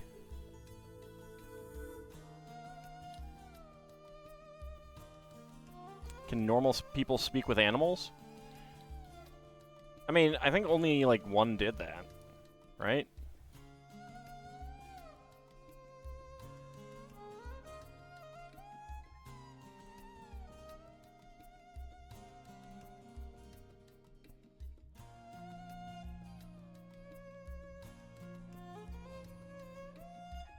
Maybe they just got lucky and have a wild talent, you know? 1x3. Brown 1x6. There it is. People talk to their pets all the time. Exactly. There you go.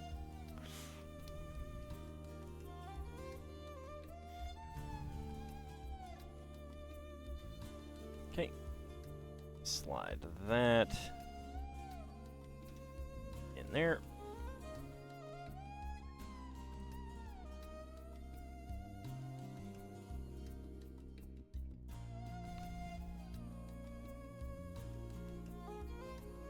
I mean, I think if you're trying to assign stats to a thing that was not designed to interact with the game, I think you're going to encounter issues. Just saying.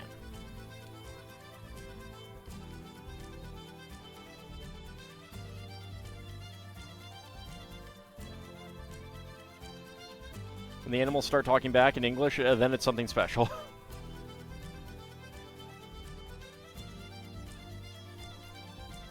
It's also a fantasy world. Maybe that's just what happens.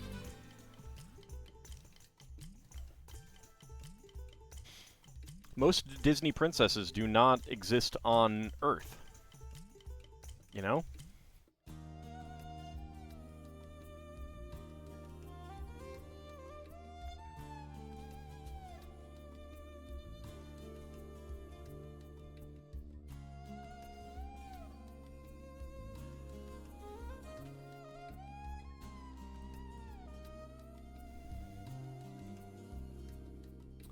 Alright, yellow 1x2 plates with bars.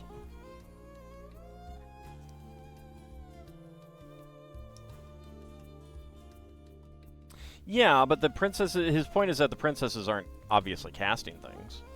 But they could be.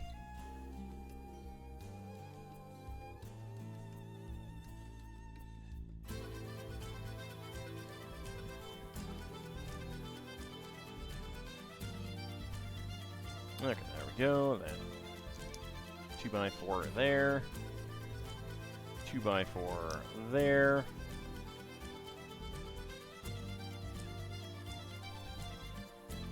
And another 2x4 there.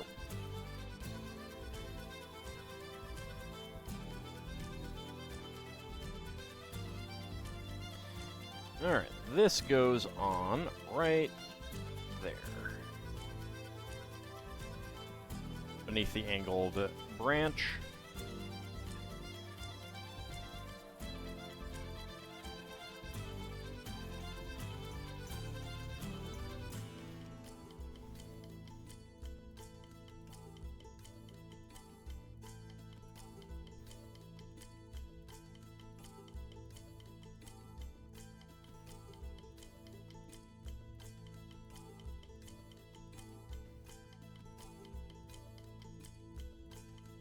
Get that on there. DM, the mice respond to you in English, a language completely foreign to your common tongue. Just a little. Just a little.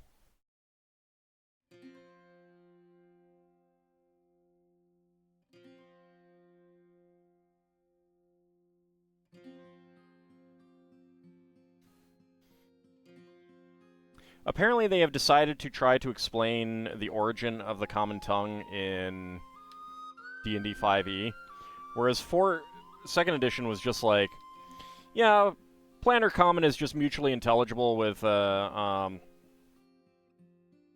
Common. Don't worry about it.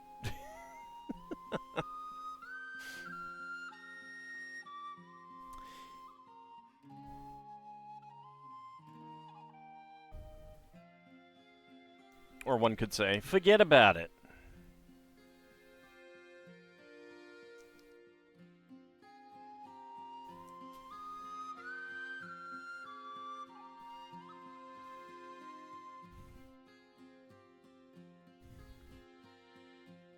Little orange roof for the birdhouse here.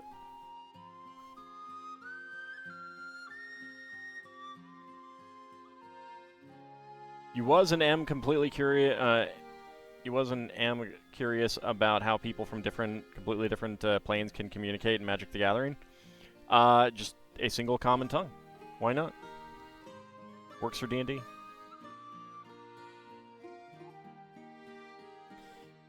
So, like, the issue is it's a element of the why does the universal translator exist in Star Trek, and the universal translator in Star Trek would not at all work the way that it does in Star Trek either. So, but the reason is because having to deal with language all the time, like in a realistic manner, really takes the fun out of it. It's a detriment to the story, except in those cases where it's not a detriment to the story. It's part of the story, like Darmok.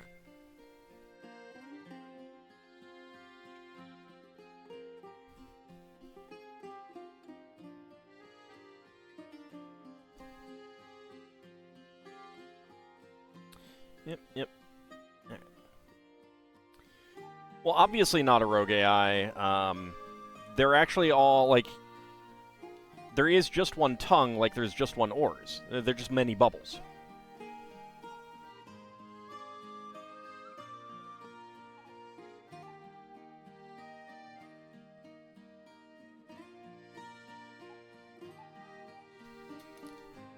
Oops.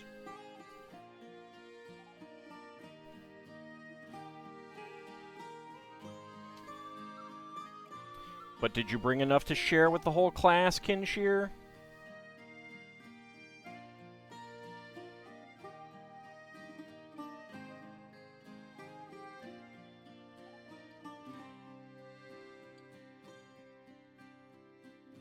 Like the early times when you see in Star Trek where they needed linguists to deal with language. Well, so like that's what they did in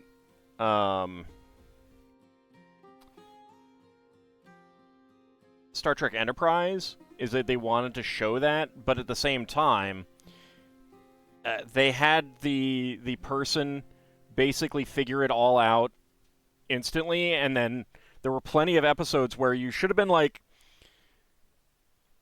I mean, there were scenarios where they should not have been able to communicate at all in the way that they do, but the story needed them to communicate, so they just did. Like, I'm pretty sure there was an episode where Archer did the classic Star Trek thing of going down to a planet in disguise and interacting with the people down there. And it should have been pretty obvious. Like, he should have been stumbling over his words, struggling to get proper words out and everything like that. Like, he did not have time to learn a whole language.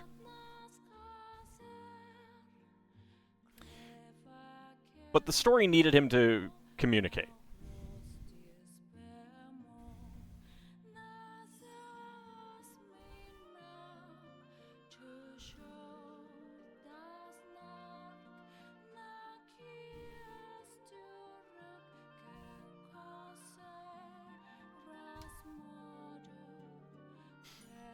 So that's the thing, is like, when you need people to communicate, you just do it. That's why the common tongue exists in D&D.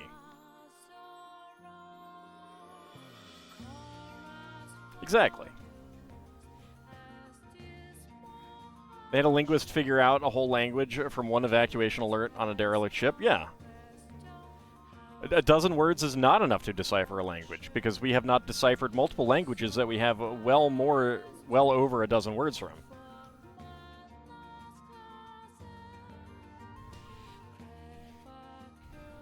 It's absolutely ridiculous, but at the same time, having to deal with the translation issues is a detriment to the storytelling. And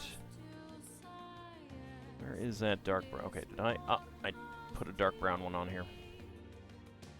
Glad it was just right here.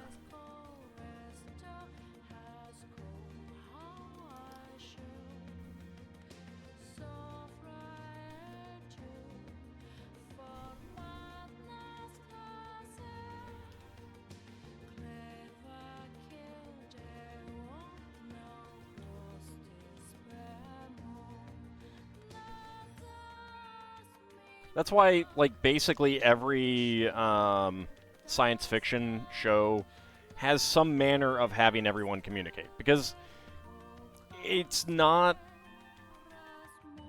conducive to a story, or to like 99% of stories.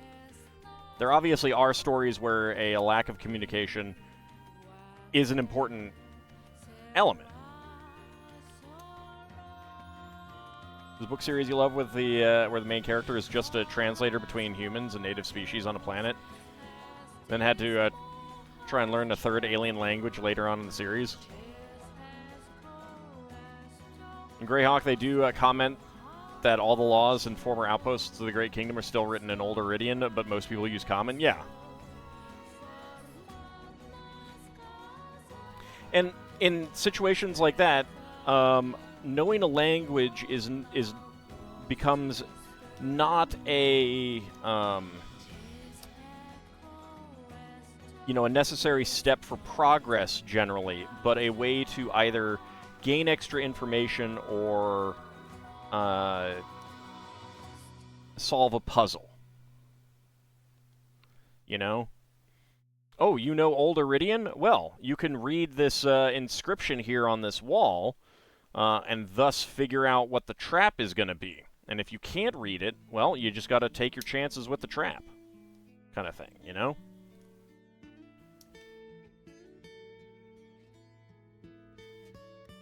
Even then, the translator isn't perfect, as proven by one DS9 episode where the group of augments observed a negotiation between the Federation and Dominion and turned off the translation. Well, so again, like, translation is perfect except when the story needs it to not be perfect. Like, that's basically how it works.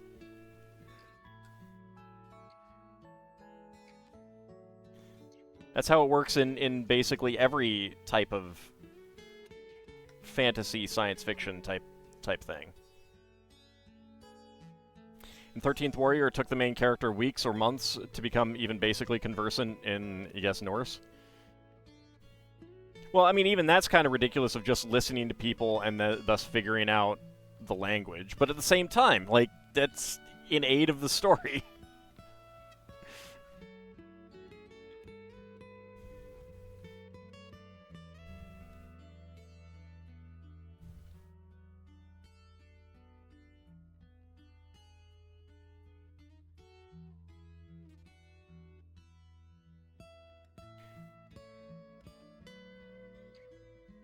Ah, but Kinshir, you actually just need read magic.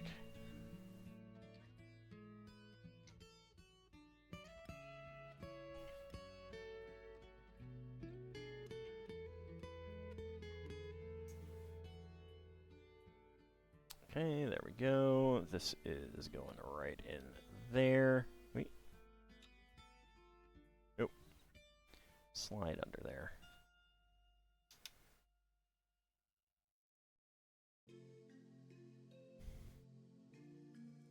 But yeah, like, the Universal Translator in Star Trek is perfect. Always perfect. Every time perfect. Except in those specific circumstances where the story needs it to not be perfect.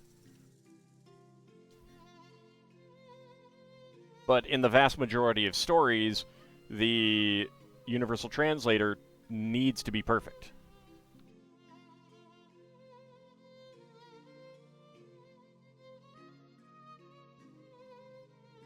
So that the characters can actually, like, communicate normally with each other.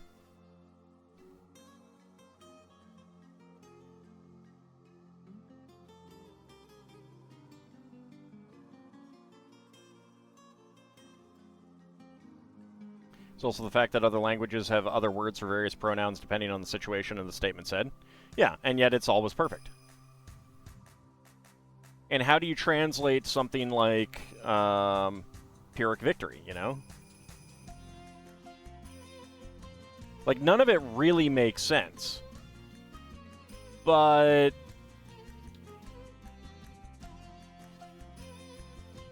if it worked like it really should, it would be a detriment to storytelling.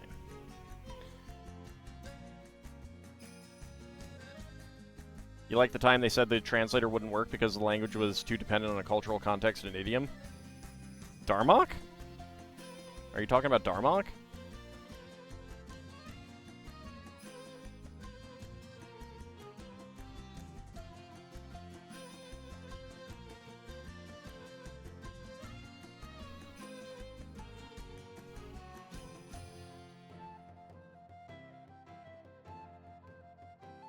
So the fun thing about Darmok is that, like, all of their language is based on metaphor. But that's what most language is.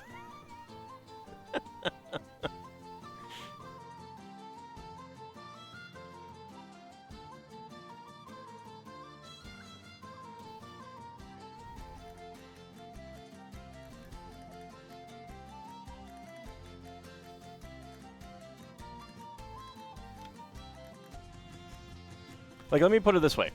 Let's say you do a task, and it's very difficult. What's a word that you might say? Call it. What you might say that task is. Oh, you're speaking in prose.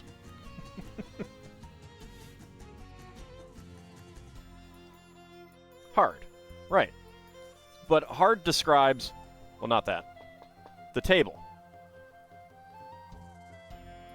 Hard is a description of a physical property, but by metaphor, it becomes a description of how difficult a task is.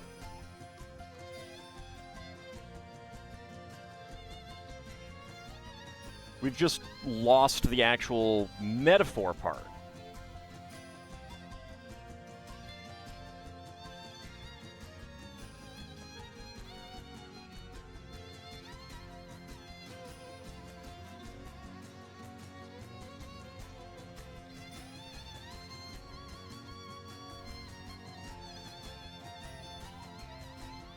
Alright, got some yellow ones of these in here.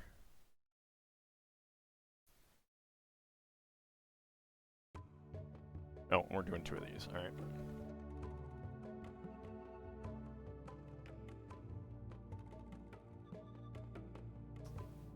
Thought the excuse was absurd. Yeah, I mean, it's again one of those things. If you think about it, how do they communicate complex technical information? You know.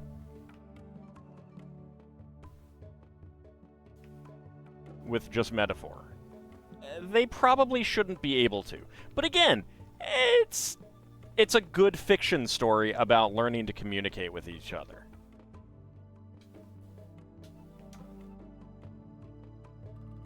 And that's the important thing.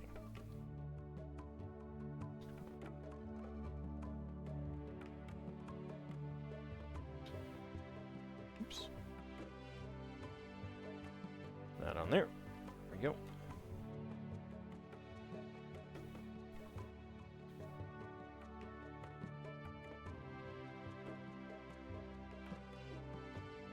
There we go. Okay, spare parts. 1x1 cylinder plates with hollow studs in lime, green, and yellow, and a 1x1 tile soap in orange.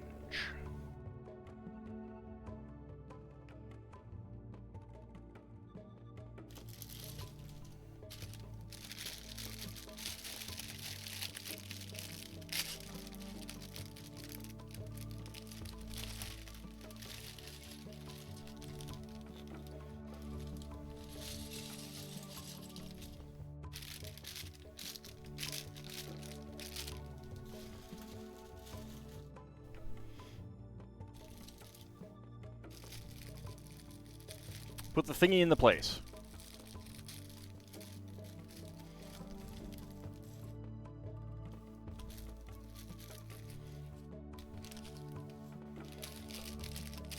I mean, Darmok is a great episode. Like, it really is. But it's also, like, you know, a lot of good speculative fiction kind of has this element of you have to take certain things for granted to get the good message across in the story.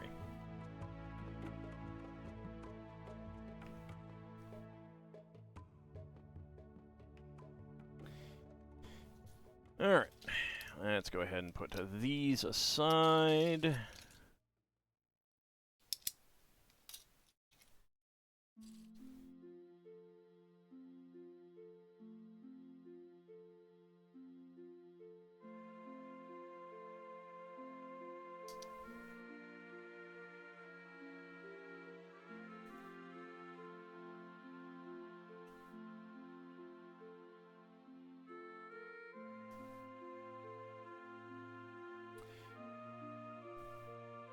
Alright, now we get all 4 of these on.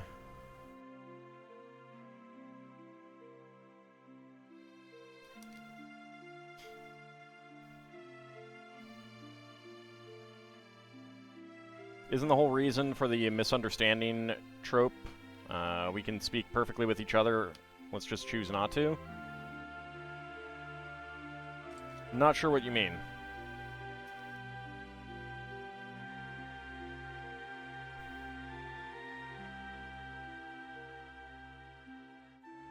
Alright, flip it over, we'll get the A-frame.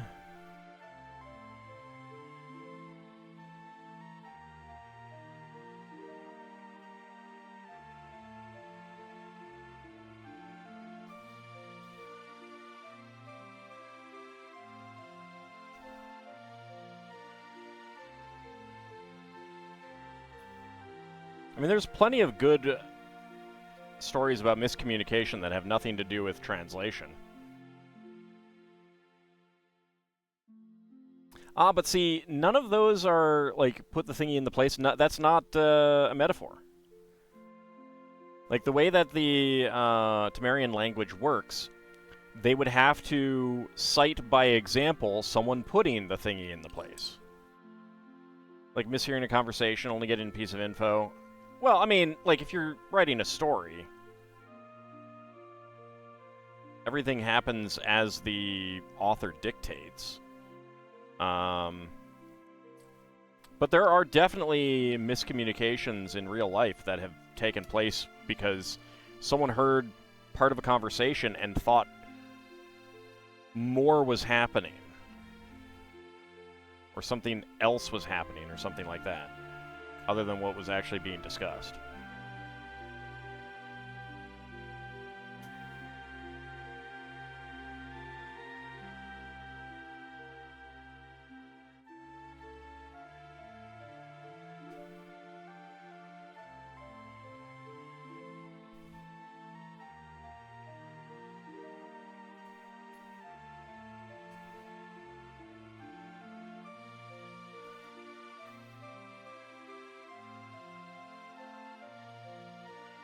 You know, like, you could be in a work environment, and you could hear boss come, you know, overhear a boss talking to another employee saying, hey, we really need to talk later today.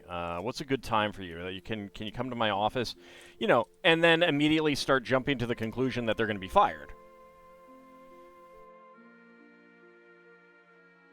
Like, that's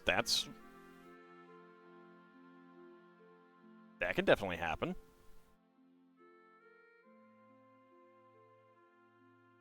You hear part of a conversation, so you think something much different is going to happen. Yeah, I'm firing myself. Not a rogue AI.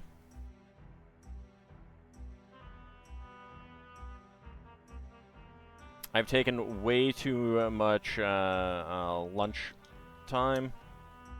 Spent way too long on lunch lately. It's cutting into productivity. Speaking of, I need to make sure that I edit some videos when I'm done here. All this getting a pay raise? Most definitely not. Most definitely not. I wish I was. I wish I was. No, if anything, I'm getting a pay cut.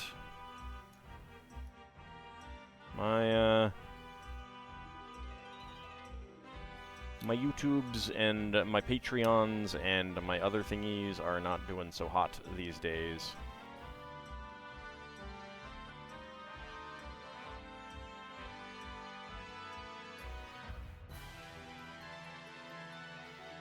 I wish I was getting a pay raise.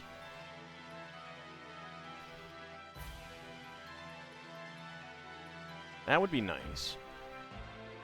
But it sure as heck ain't happening.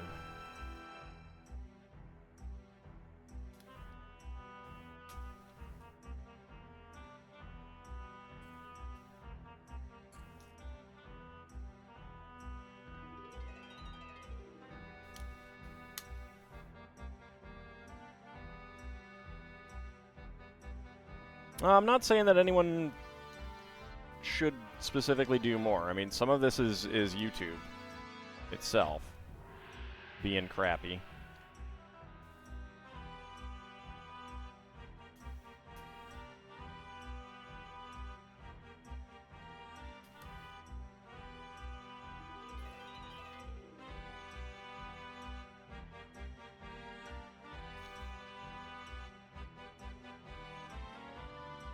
Would be nice if things were different, but they are not.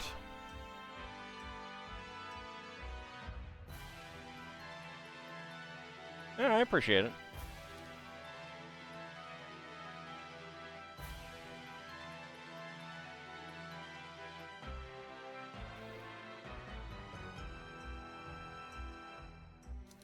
I just try to be frank with viewers about what it's like, so they know, and I'm not, like, so I don't seem like I'm hiding things or anything like that.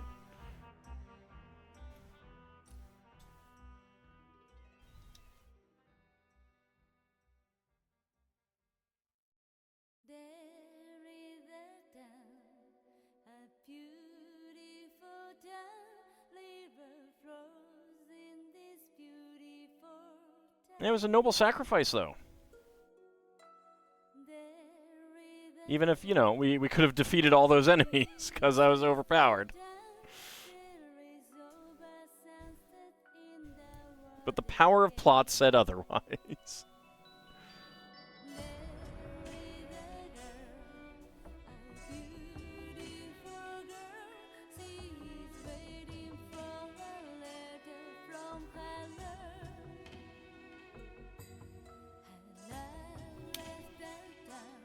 Go.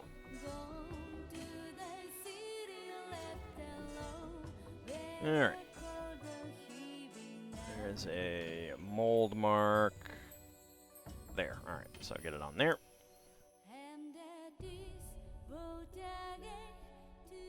Well, I mean, that's getting, again, to the whole gameplay story separation kind of thing that you kind of end up having to do in any kind of computerized RPG. Who would trust Millennia to teach kids? I would. She's great. She'll keep them in line.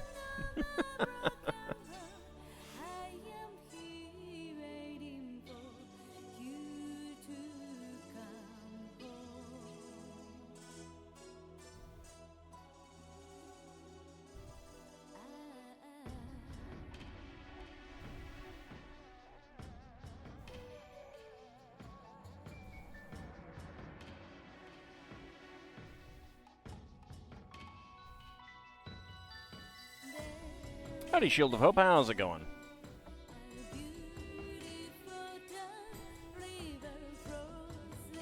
I mean, I can't believe you wouldn't trust Millennia, not a rogue AI.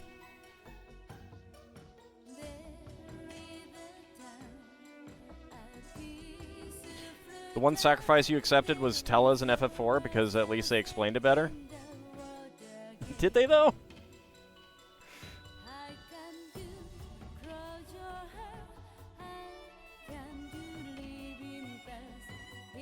Spells just take MP. There's no strain involved.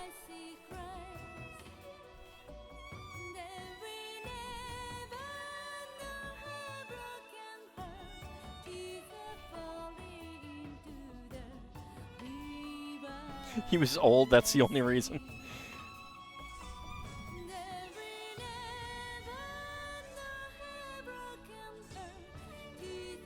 Just because someone's old doesn't mean they deserve to die. Wow.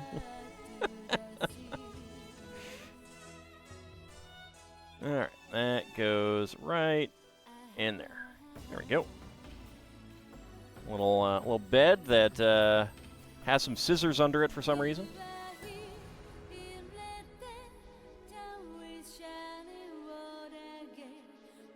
But there's no casting from hit points in the game.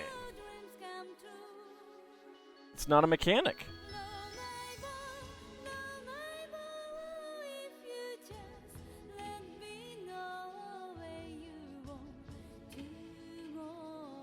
He went to bed just like he tells old men to do.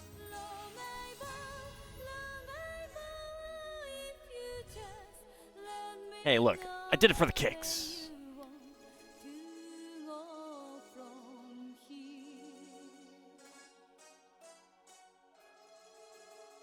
Yeah, that is a 1x2 with cross-axle hole.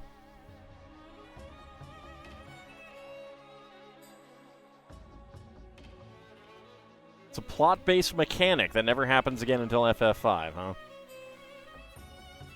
I don't think that's how plot works.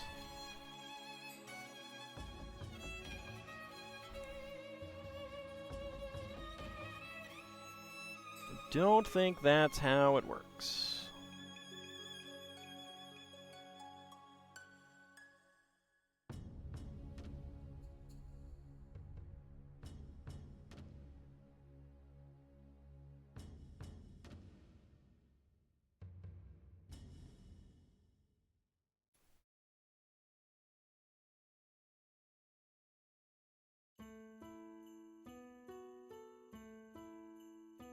It's called The Writers Wanted to Kill Off X Character? Yes, that's called plot, not mechanics.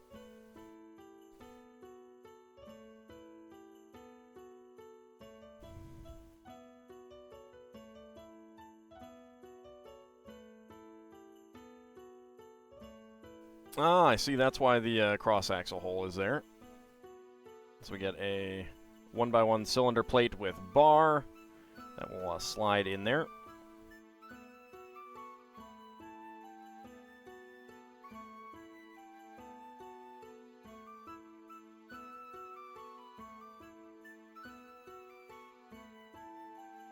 There we go.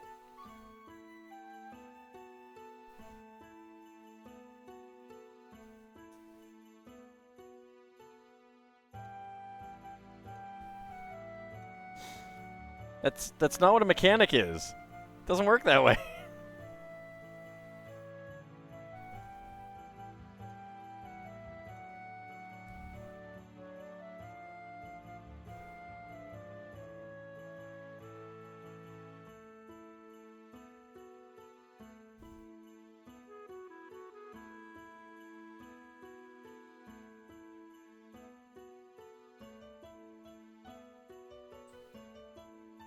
Nope, need a brown one there.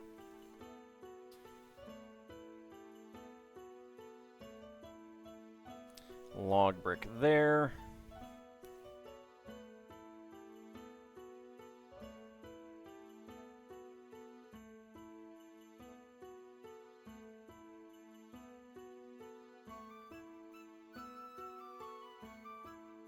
This amuses you far more than it should. It's true. It does. It does amuse you far more than it should.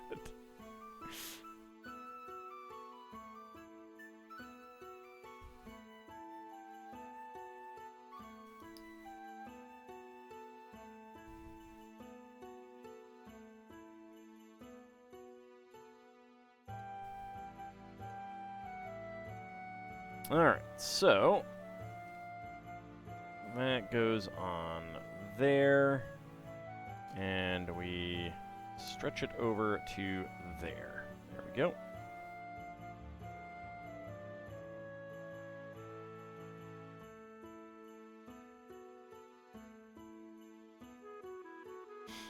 Alright, so it's going to be octagonal, but you can see that this is about half a brick in that way. So it's not going to be a perfect octagon. It'll be a kind of a squashed octagon.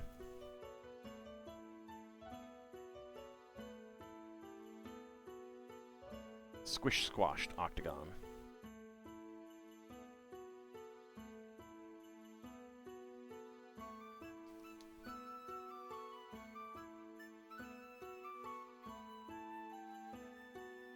Yeah, that's why losses is made more potent when you like the character. If you don't like the character, then it's kind of like, you know, all right, yeah, they died, okay, whatever. 1x3 tile.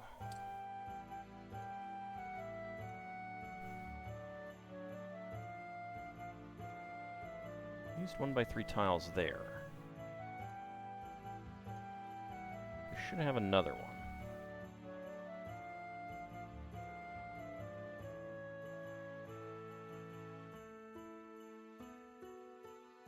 And I don't have any in a different color.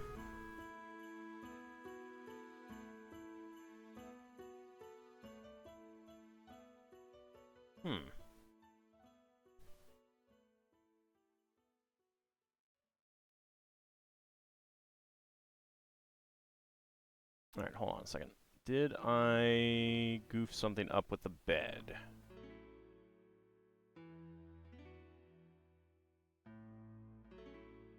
I did, yes. Did goof something up with the bed.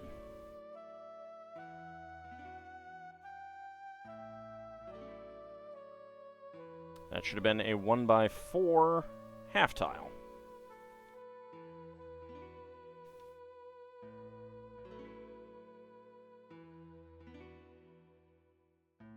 There we go. Fixed it. Unfortunately, on my screen, the brown and dark brown especially can be rather difficult to identify exactly what parts they are calling for, because it's black on brown, and that does not stand out very well.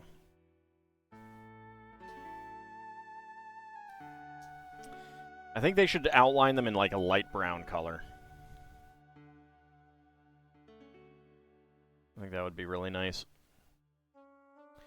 It would make it easier to spot stuff.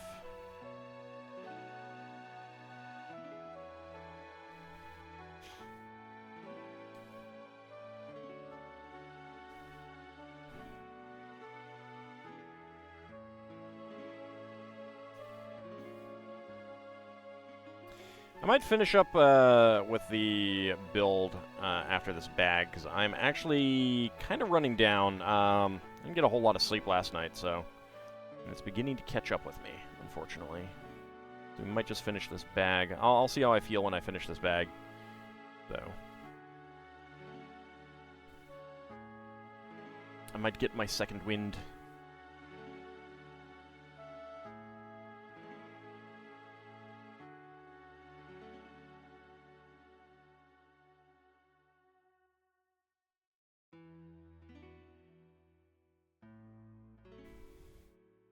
Yes, we do want the nougat.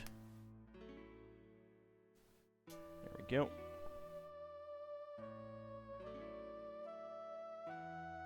Actually, nope.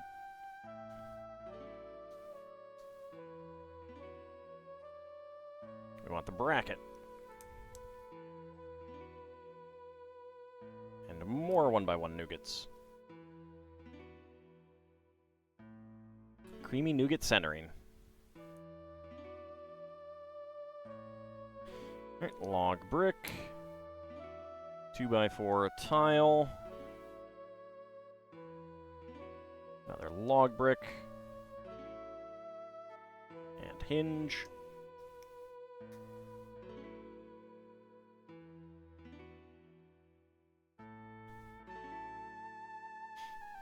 Okay. 1x1 brick.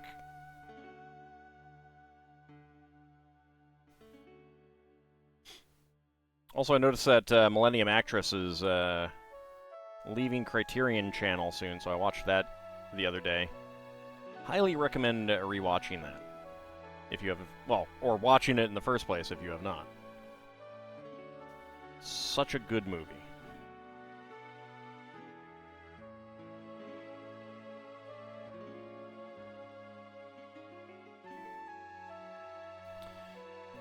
Interesting. The decoration that they have in the instructions has a little, like, some printing there on the envelope.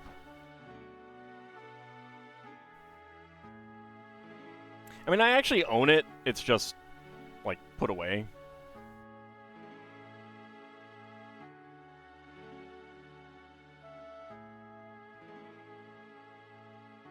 But, I mean, might as well. Might as well watch it if it's there. Alright, get that on. Okay, we can move these pieces over here now. You have no criterion. I feel bad for you, sir.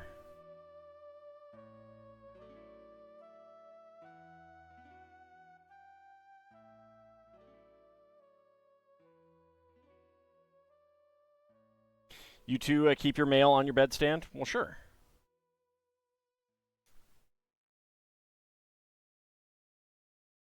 There we go. Get that there.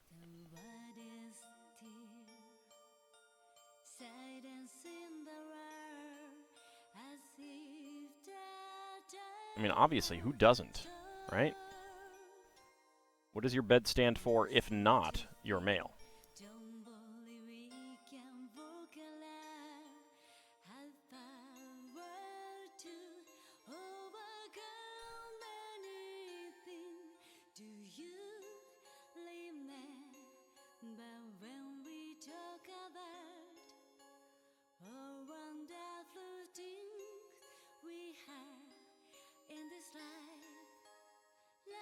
Novels to read and water? Psh! What craziness is this?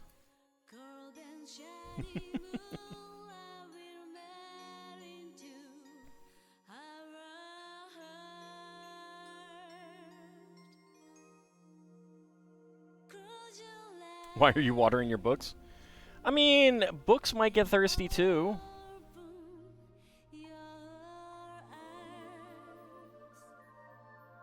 Don't keep all that water for yourself. You know not the name for your madness, good Sir Dragon? Well, then I guess we'll have to call it Rogue AI Madness. Rogue AI Syndrome. There we go.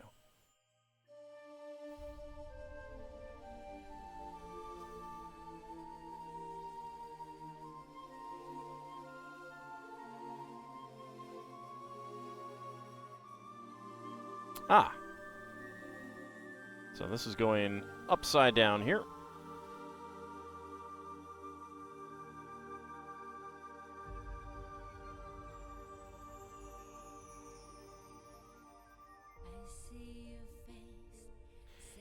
Dark red, 1x1 cylinder plate, 1x1, or cylinder brick, 1x1 cylinder plate with hollow stud, and get a single flower stuck in there. There we go. Nice little flower pot there.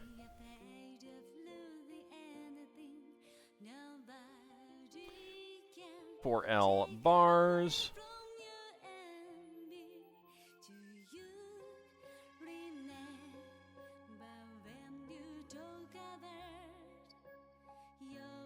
You drive yourself to madness with a silver spoon?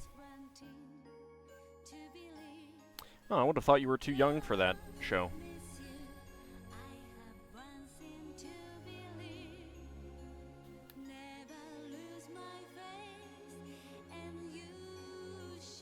Alright, there we go.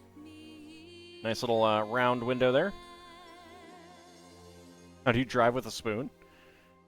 I mean, you know. Hold on to it, turn it to the sides.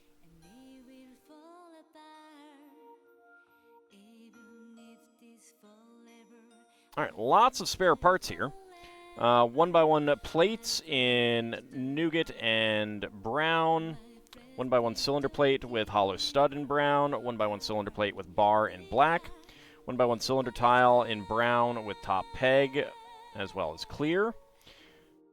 Dark blue 1x1 tile slope, 1x1 cylinder tile with a compass print in gold, bright orange 7-petal flower, silver shears, and 2 small white feathers. We'll go ahead and do one more bag. I think we'll do one more bag.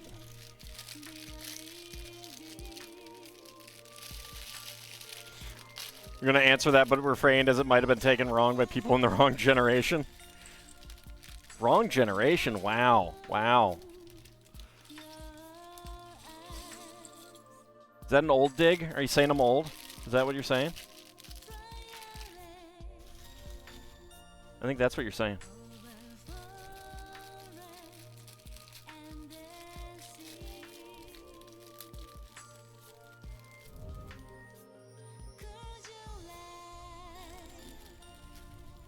Nope, the young folks.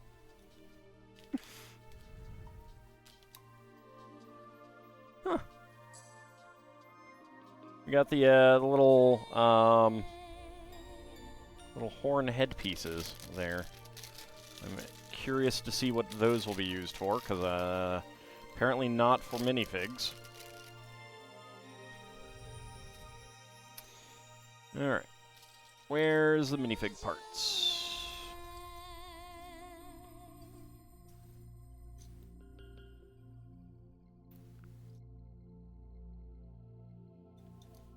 And the legs. Alright, alright.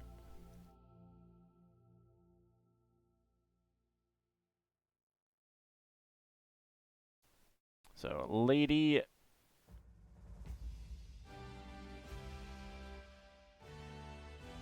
Turn head to a little bit to get centered.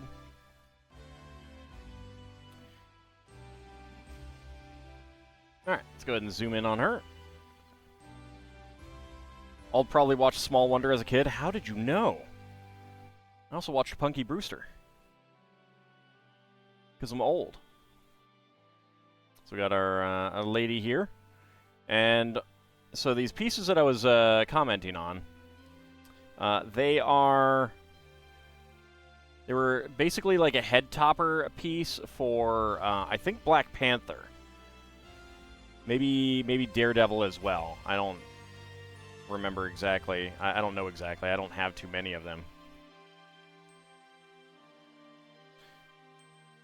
But some Marvel character.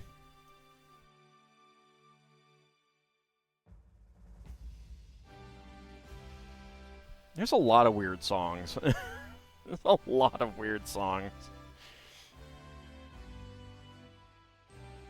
It is sometimes a trip to listen to a song that you enjoyed as a child and be like, wait, now I'm listening to the lyrics and oh my god, that's kind of not right.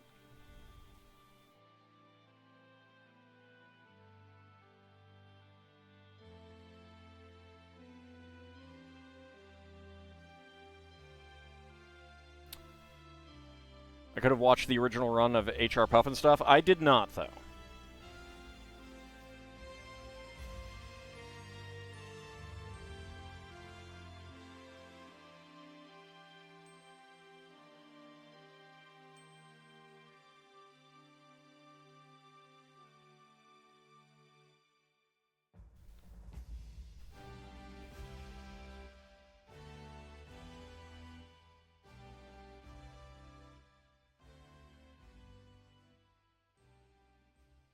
Sid and Marty were some weird dudes.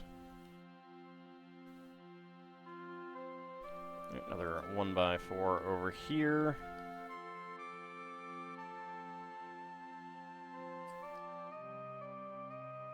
One by 3. Get a 1x1 right there.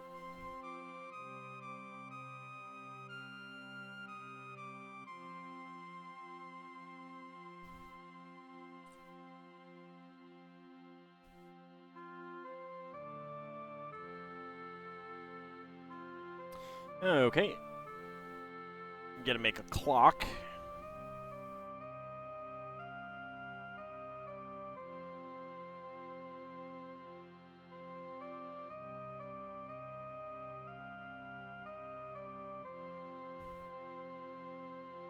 Trying to think of what else I actually remember watching from childhood, other than like cartoons and stuff, obviously. Yep. Mold mark is on the inside. It's always nice.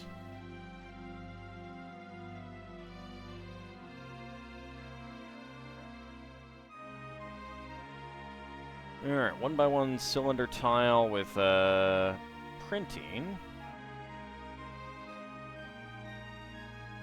Might be a speaker print. I don't know. Seems like it should be a clock, but...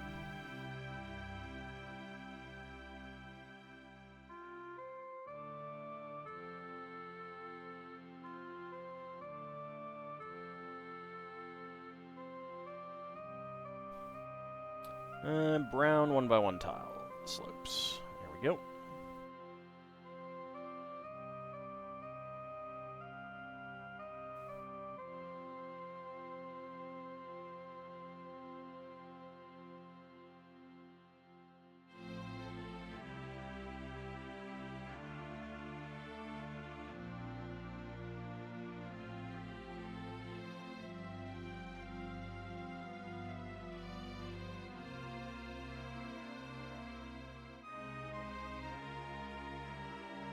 Go and get that in.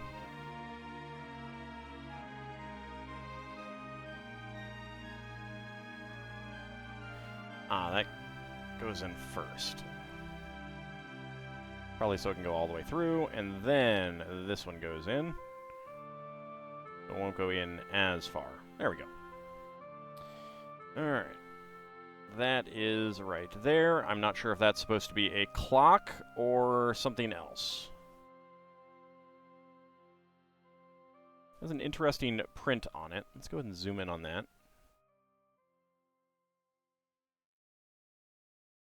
Like, it's not a classic clock print right there. Kind of reminds me of a speaker.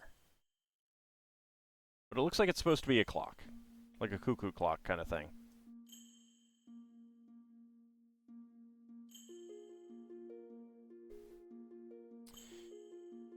Alright.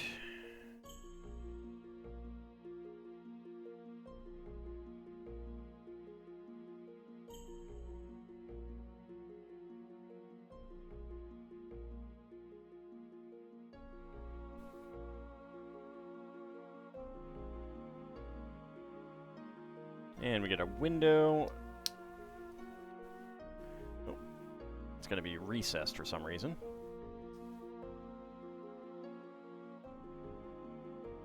There we go.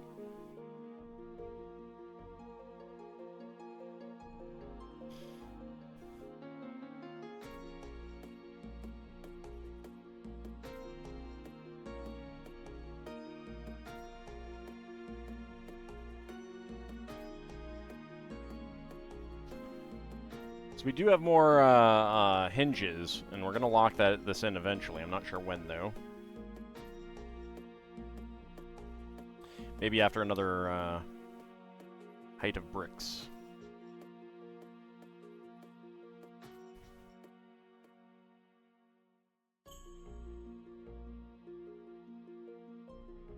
There we go.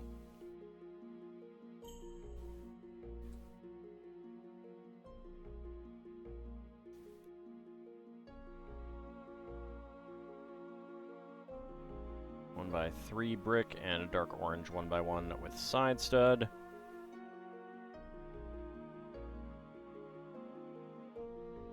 Cast everyone gets ice cream sodas. I do have some ice cream that I will have after this, probably.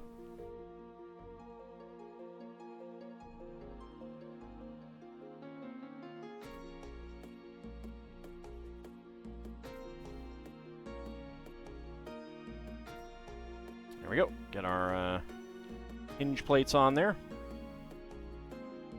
Is it the Lego bucket ice cream? No. Although I do have some of that in the freezer as well. Ah, okay. So that's why that's why that was there. So that we can put a little mirror. Not a good mirror because it's brushed metal, brushed silver rather than chrome silver, but, well. Oh. Neat. This is printed.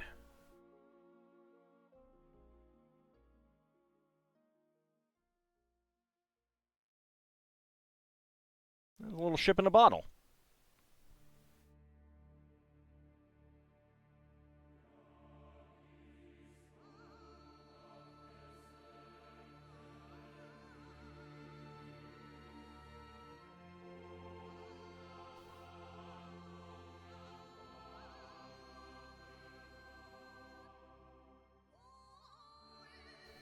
little ship in the bottle above the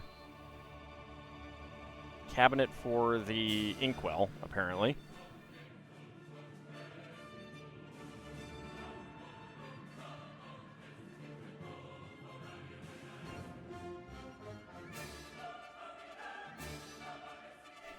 Okay, now we get to start on this side here.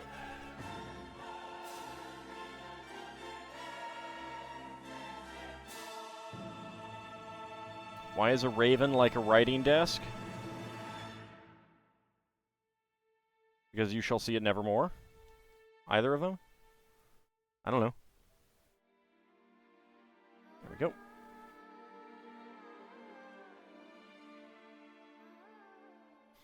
And next window.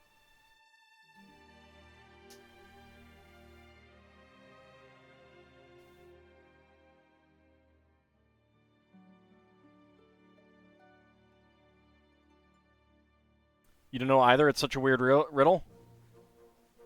That's not a riddle.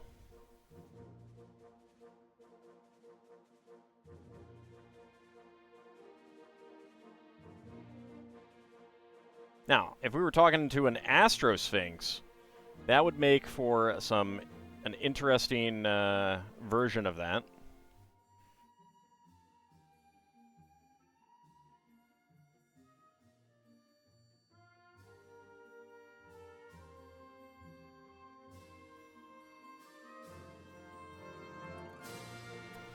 Why is a raven like a writing desk? Astrosphinx version. Answer me that. How is an Astrosphinx like a writing desk? No, that doesn't make any sense. That's just going to get you chain lightninged.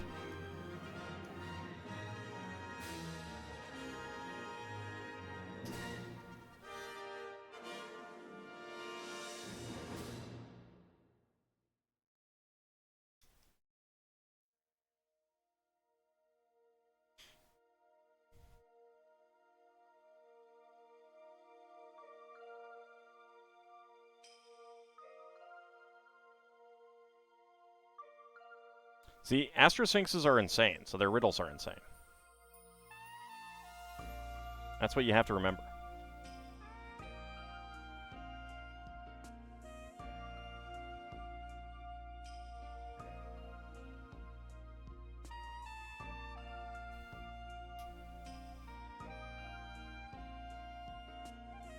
Oh, this window is at the same height. Okay.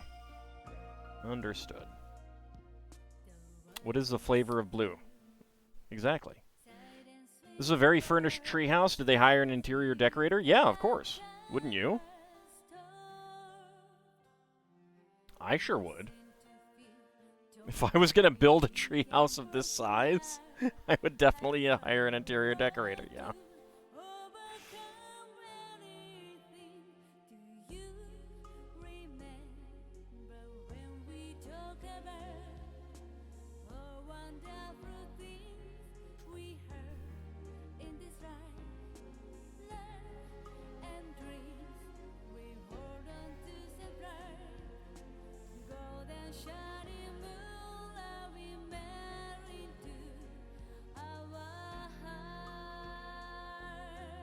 No, the flavor of blue is rain.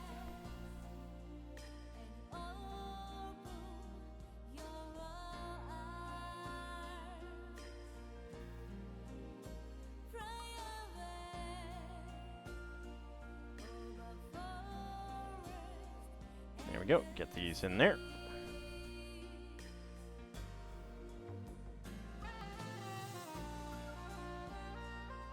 Oh, neat.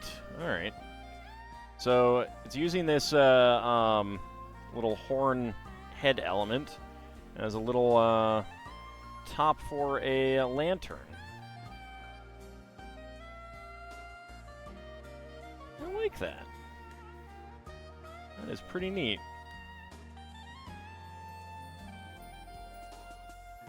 Get that right there.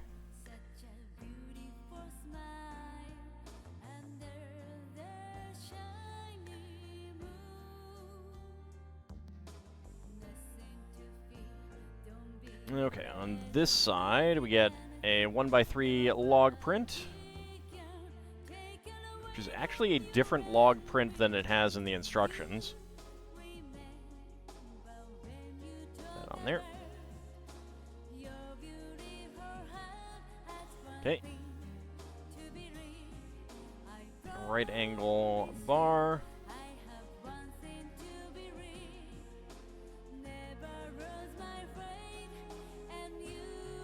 Get that on there, and it goes in right here.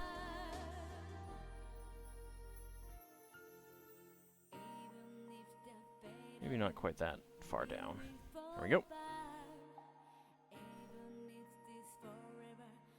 Alright, dark brown door frame, brown door, and a black 1x1 cylinder plate for the doorknob. Get that right on there. And our last two hinges.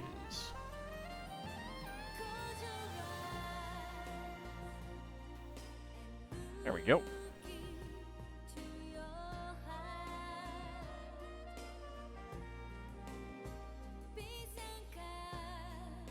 Can't be blueberries, that'd be crazy. Well, so would blue raspberry. Raspberries aren't blue.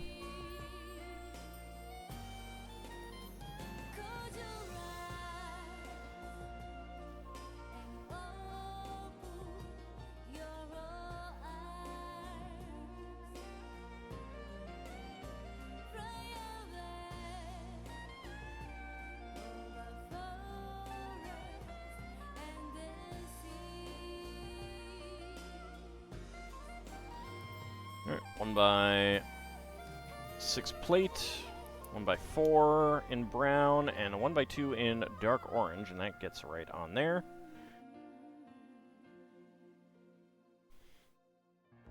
And another 1x4 tile, 1x1 tile, and a 1x1 cylinder tile. And that gets on that side.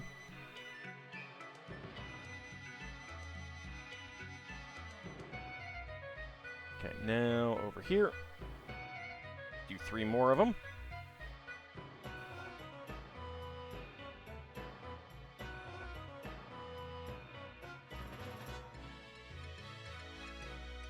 If they're so blue, why do raspberries stain your fingers purple?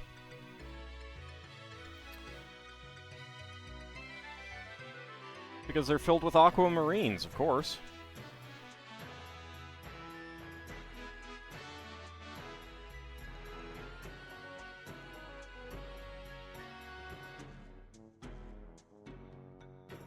Okay, the one back here is a simple 1x4 plate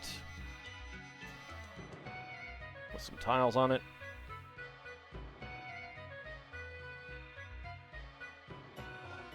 Oh, if they're blue, why do blueberries stain your fingers purple? Okay, sorry, yeah, I misread. And that's because they are full of rabbits.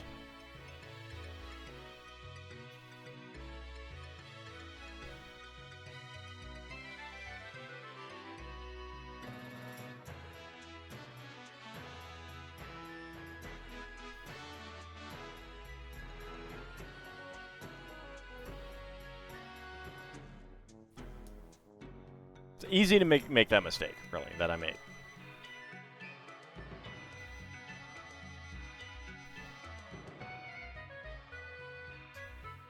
Anyone could do it.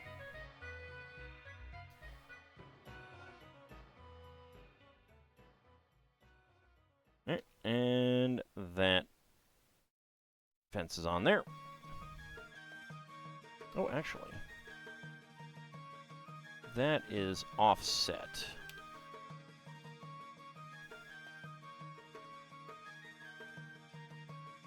And this one is probably supposed to be offset as well. Let me go double check.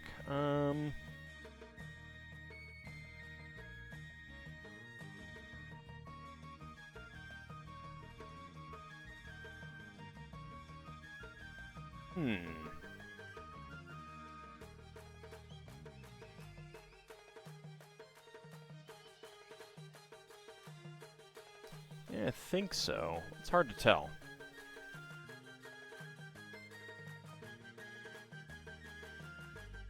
Okay, back to the front.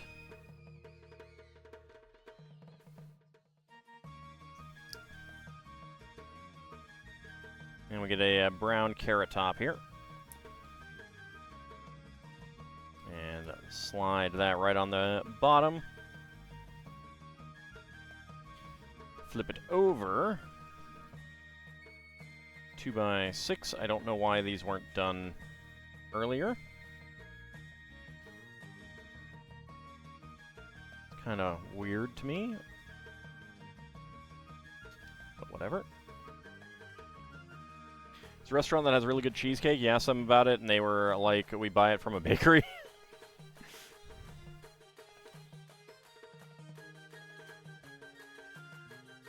Alright, flip it back over, and 2 dark blue 1x4s with a pair of 1x1 tile slopes.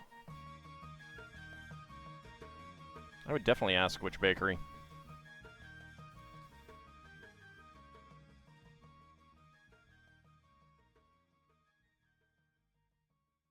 Okay, there we go.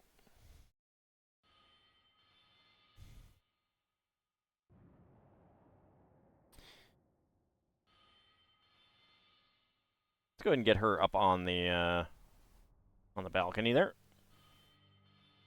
Did not. Ah. We just have to go back and ask.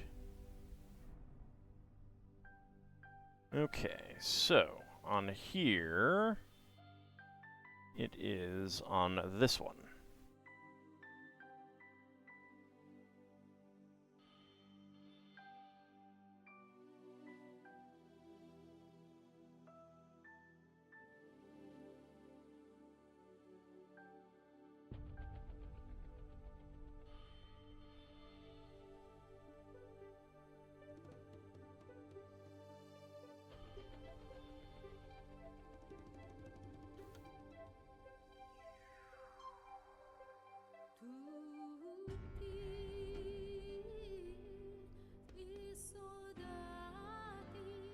There we go. That's all pushed down.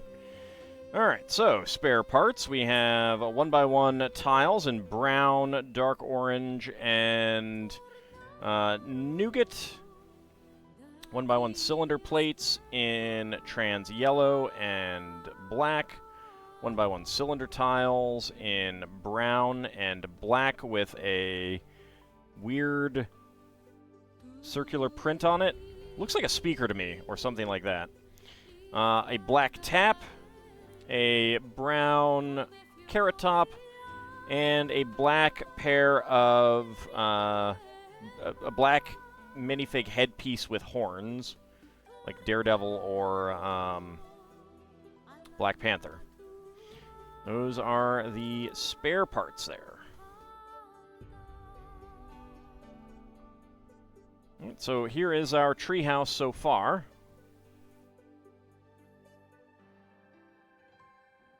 So I'm guessing that we're going to have, like, these are going to connect up. I think that I'm going to get, like, stairs or ladders down to here, kind of thing. And 2 more round cabins up here. I wonder if I should do that. I'll wait and see. I'll wait and see what it looks like when everything's on. Alright, but that is going to be where we wrap this up tonight, I think. It's pretty sturdy. It does lift pretty well right there.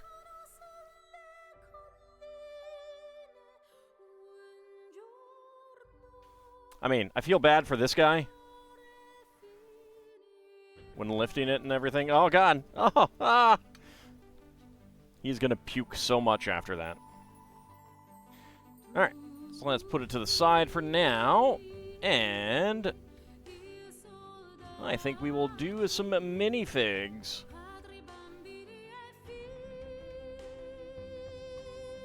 We have bag number 9 coming next time.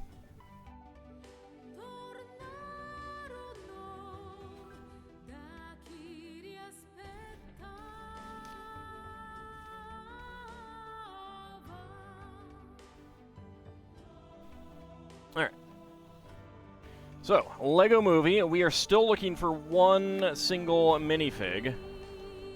1, 2, 3, 4, 5, 6, 7, 8, 9. Alright. So, D10.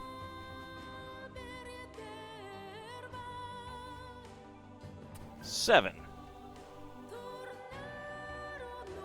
It's 9, 8, and 7.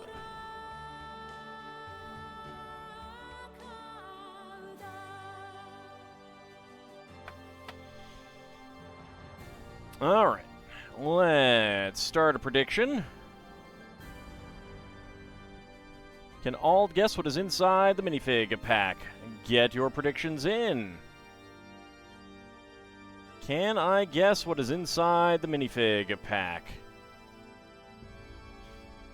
Let's go ahead and roll a die to see what it predicts. 9. Okay. That's the one that we need. Isovan and Nadaroga also going for a 9. Bahamut going for a 5. That would be Lincoln, which I'm not sure if there are any left. This night's premier guess is a Minotaur Yard Illumination Installer.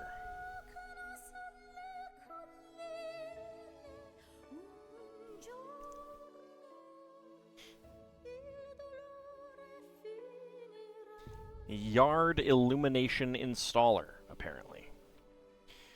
Get your predictions in. Can I guess what is inside the minifig pack? Famously an investigator investigating a strange disappearance of a Minotaur baker.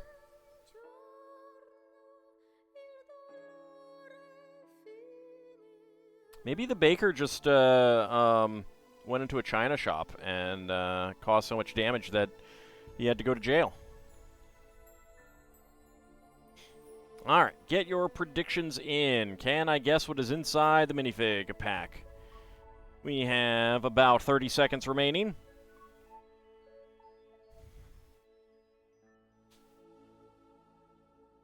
Get my other container of minifigs all ready for the third one.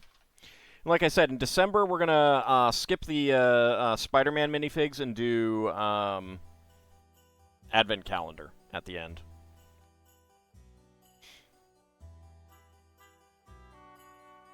Not sure exactly how I'm going to do it because there's a bigger break between Friday and Wednesday than there is between Wednesday and Friday. I'll have to think about that. Such a species stereotypist, Ald? Yes, yes, it's true. I am. It's not my fault they're, they're kind of loads of bull. All right, and go. Let's see. What do we get? What do we get?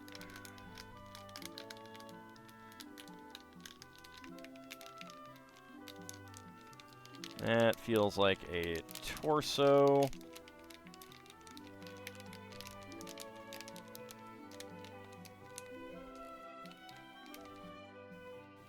What is that? All right. 28.83. I believe that we have the Prospector. Let us find out. The Robo Prospector. Spider-Man is Christmas colored? That's true. That is true. It is indeed the Robo Prospector. I thought we would be done with him by now.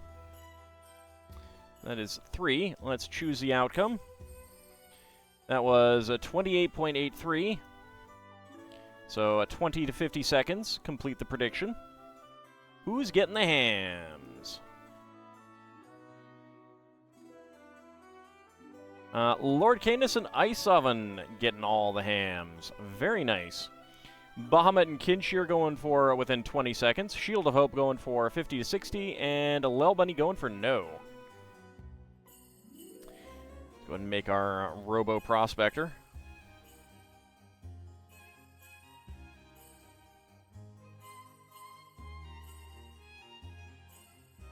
The hands would work if you consider them gloves for a normal prospector. Oh, I need to give him his beard.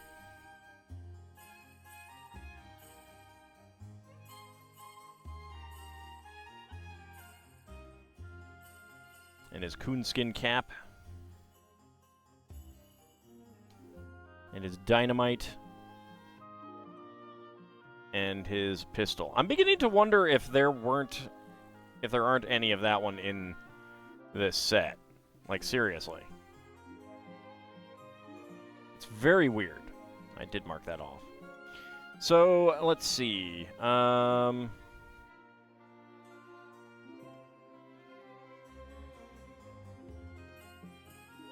So I've gotten 6 of the panda. 1, 2, 3, 4, 5. There might be another Taco Tuesday guy. There might be another Scribble Cop. I think we've gotten all of that top row. There should be another barista somewhere around, and there should be another robo-secretary. So, let's see. There's 8 left now. 1, 2, 3, 4, 5, 6.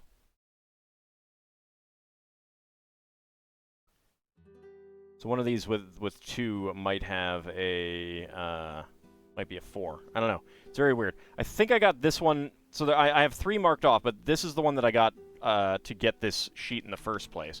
So even though I only have 3 marked off, there may be 4. There may be 6 of him though too.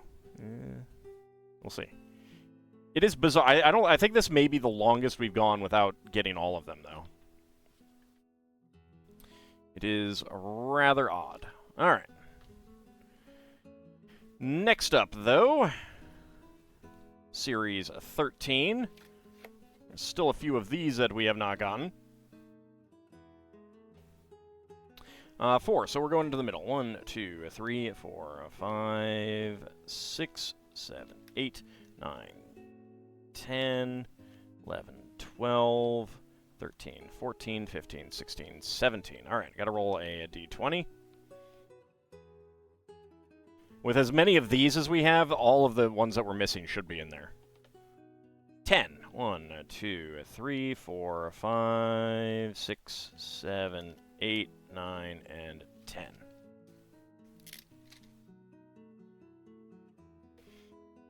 All right.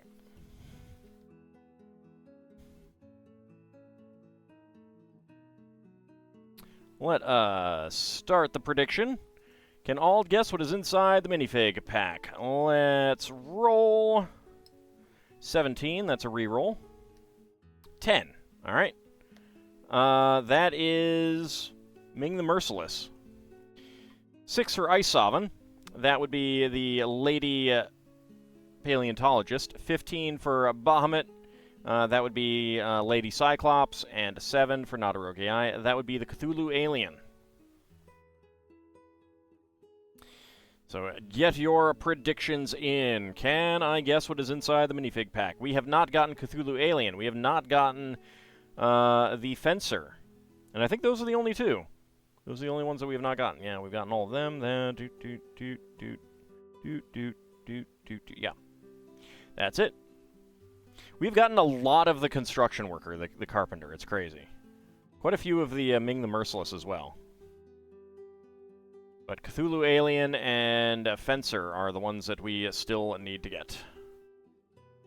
For guest 2, we have a Minotaur environmentally friendly bathroom constructor. Leonin buying stuff from the Minotaur environmentally friendly bathroom constructor.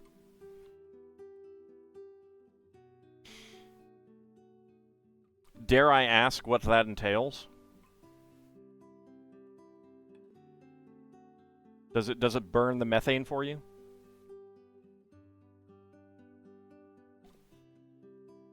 No, it does not. Oh. Gross.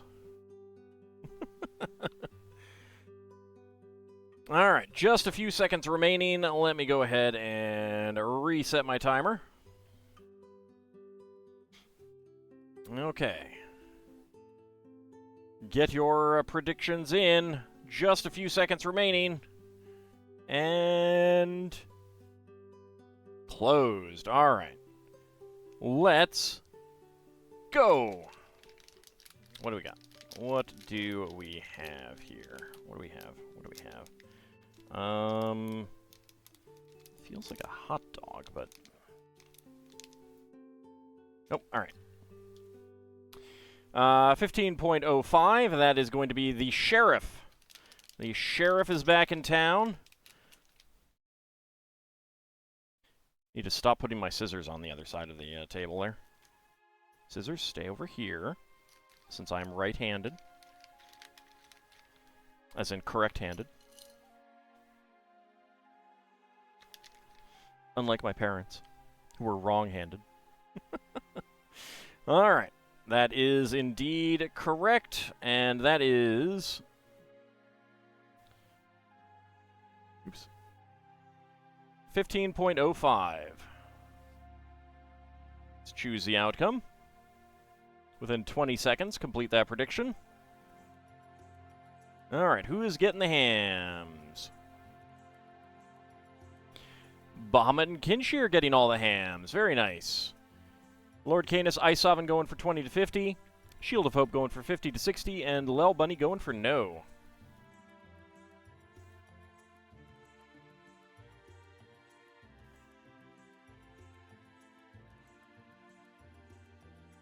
Got side printing on the legs there with a holster. A silver rather than gray pistol. Let's get his old-timey mustache on.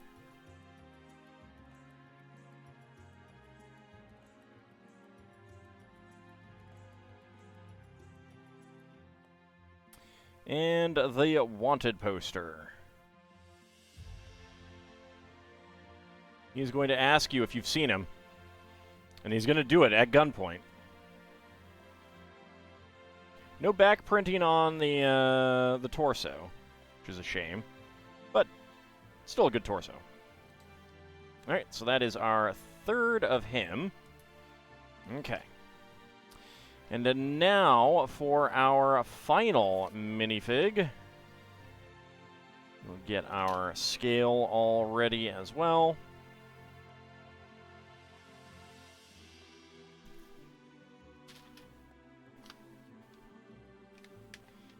There we go.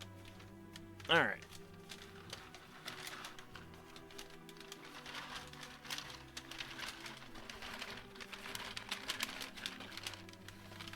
There we go. One randomly selected minifig.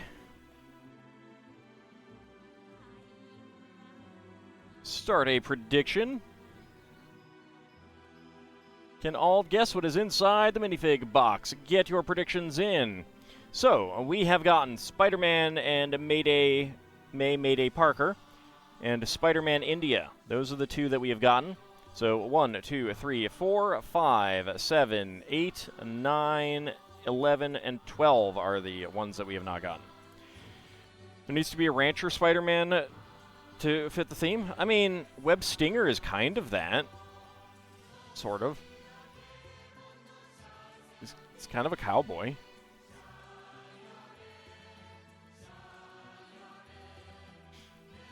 So get your predictions in. Can I guess what is inside the minifig pack?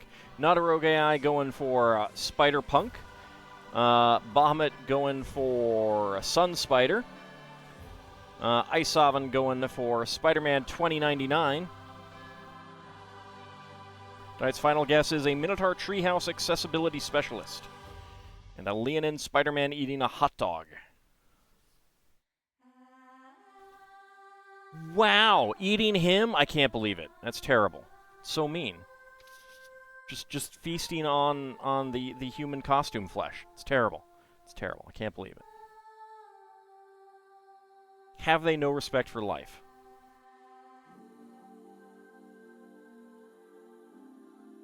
Alright, let me get my scanner up.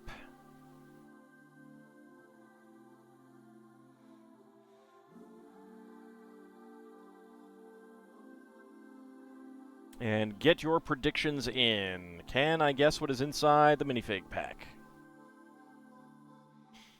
And which Spider-Man will it be? Will I get it correct with a guess? Will I get it correct with a die roll? Or will I get it correct with the weight? That is the question. Alright, predictions are closed. Alright, first up, we shake it and guess.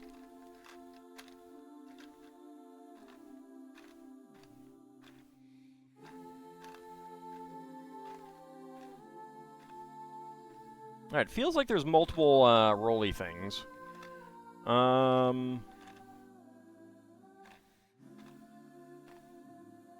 So I am going... Well, okay. Most of these actually have multiple heads, so that doesn't actually help me much.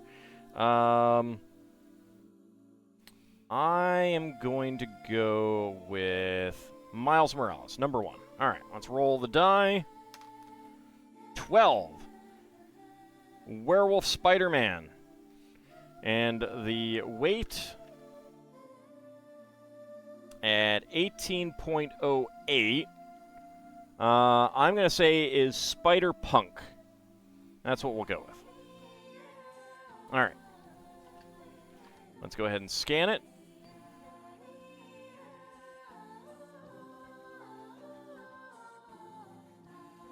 That is Gwen Stacy, Spider-Gwen. Alright, so that is number 4. That is going to be a no.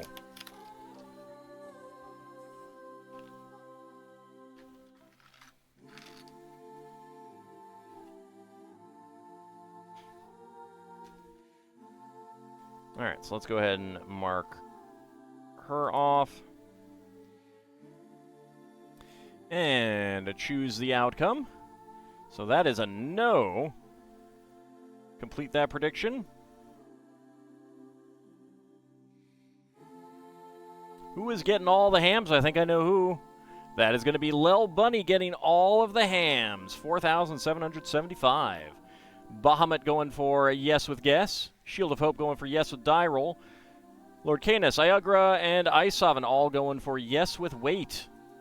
But it was a no. Lil Bunny is indeed eating well tonight. Getting all of the hams.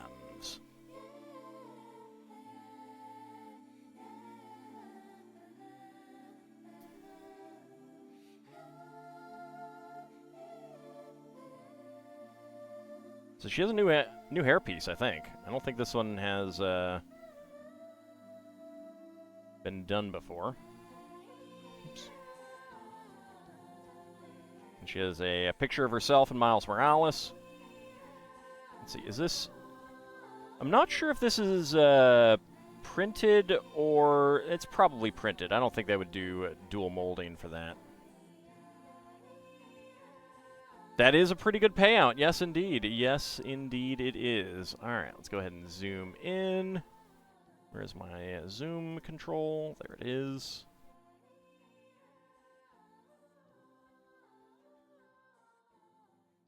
Oops.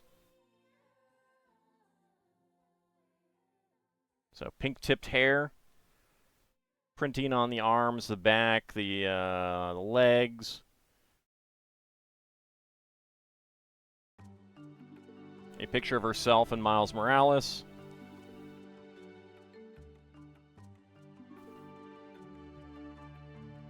And then, of course, we have a second head. Just single-sided printing.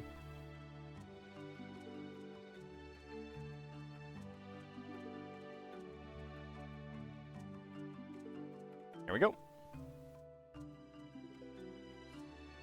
I think I actually like the hairpiece better, though.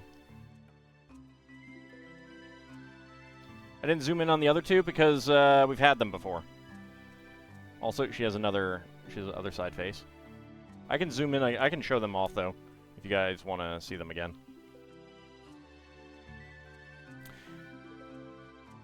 Sometimes I zoom in, sometimes I don't, but I always try to zoom in on a brand new fig.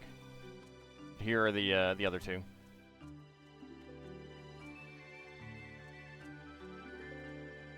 I mean, there's good pictures of them online if anyone wants to look at them closely, too, so.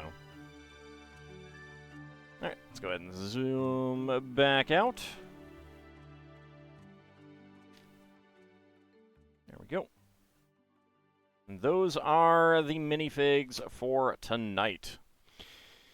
So, I want to thank you guys for coming on out. We will get back to our treehouse on Friday.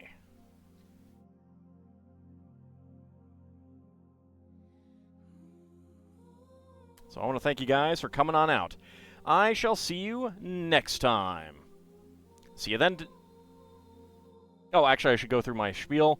We will be back on Friday for more of this, of course, to finish this up. We will be back on Saturday for more Spelljammer. We'll be back on Monday for more Dragon Quest. And next Wednesday, we will be starting something brand new, because I should finish this on Friday.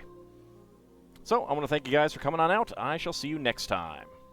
See you then, everyone.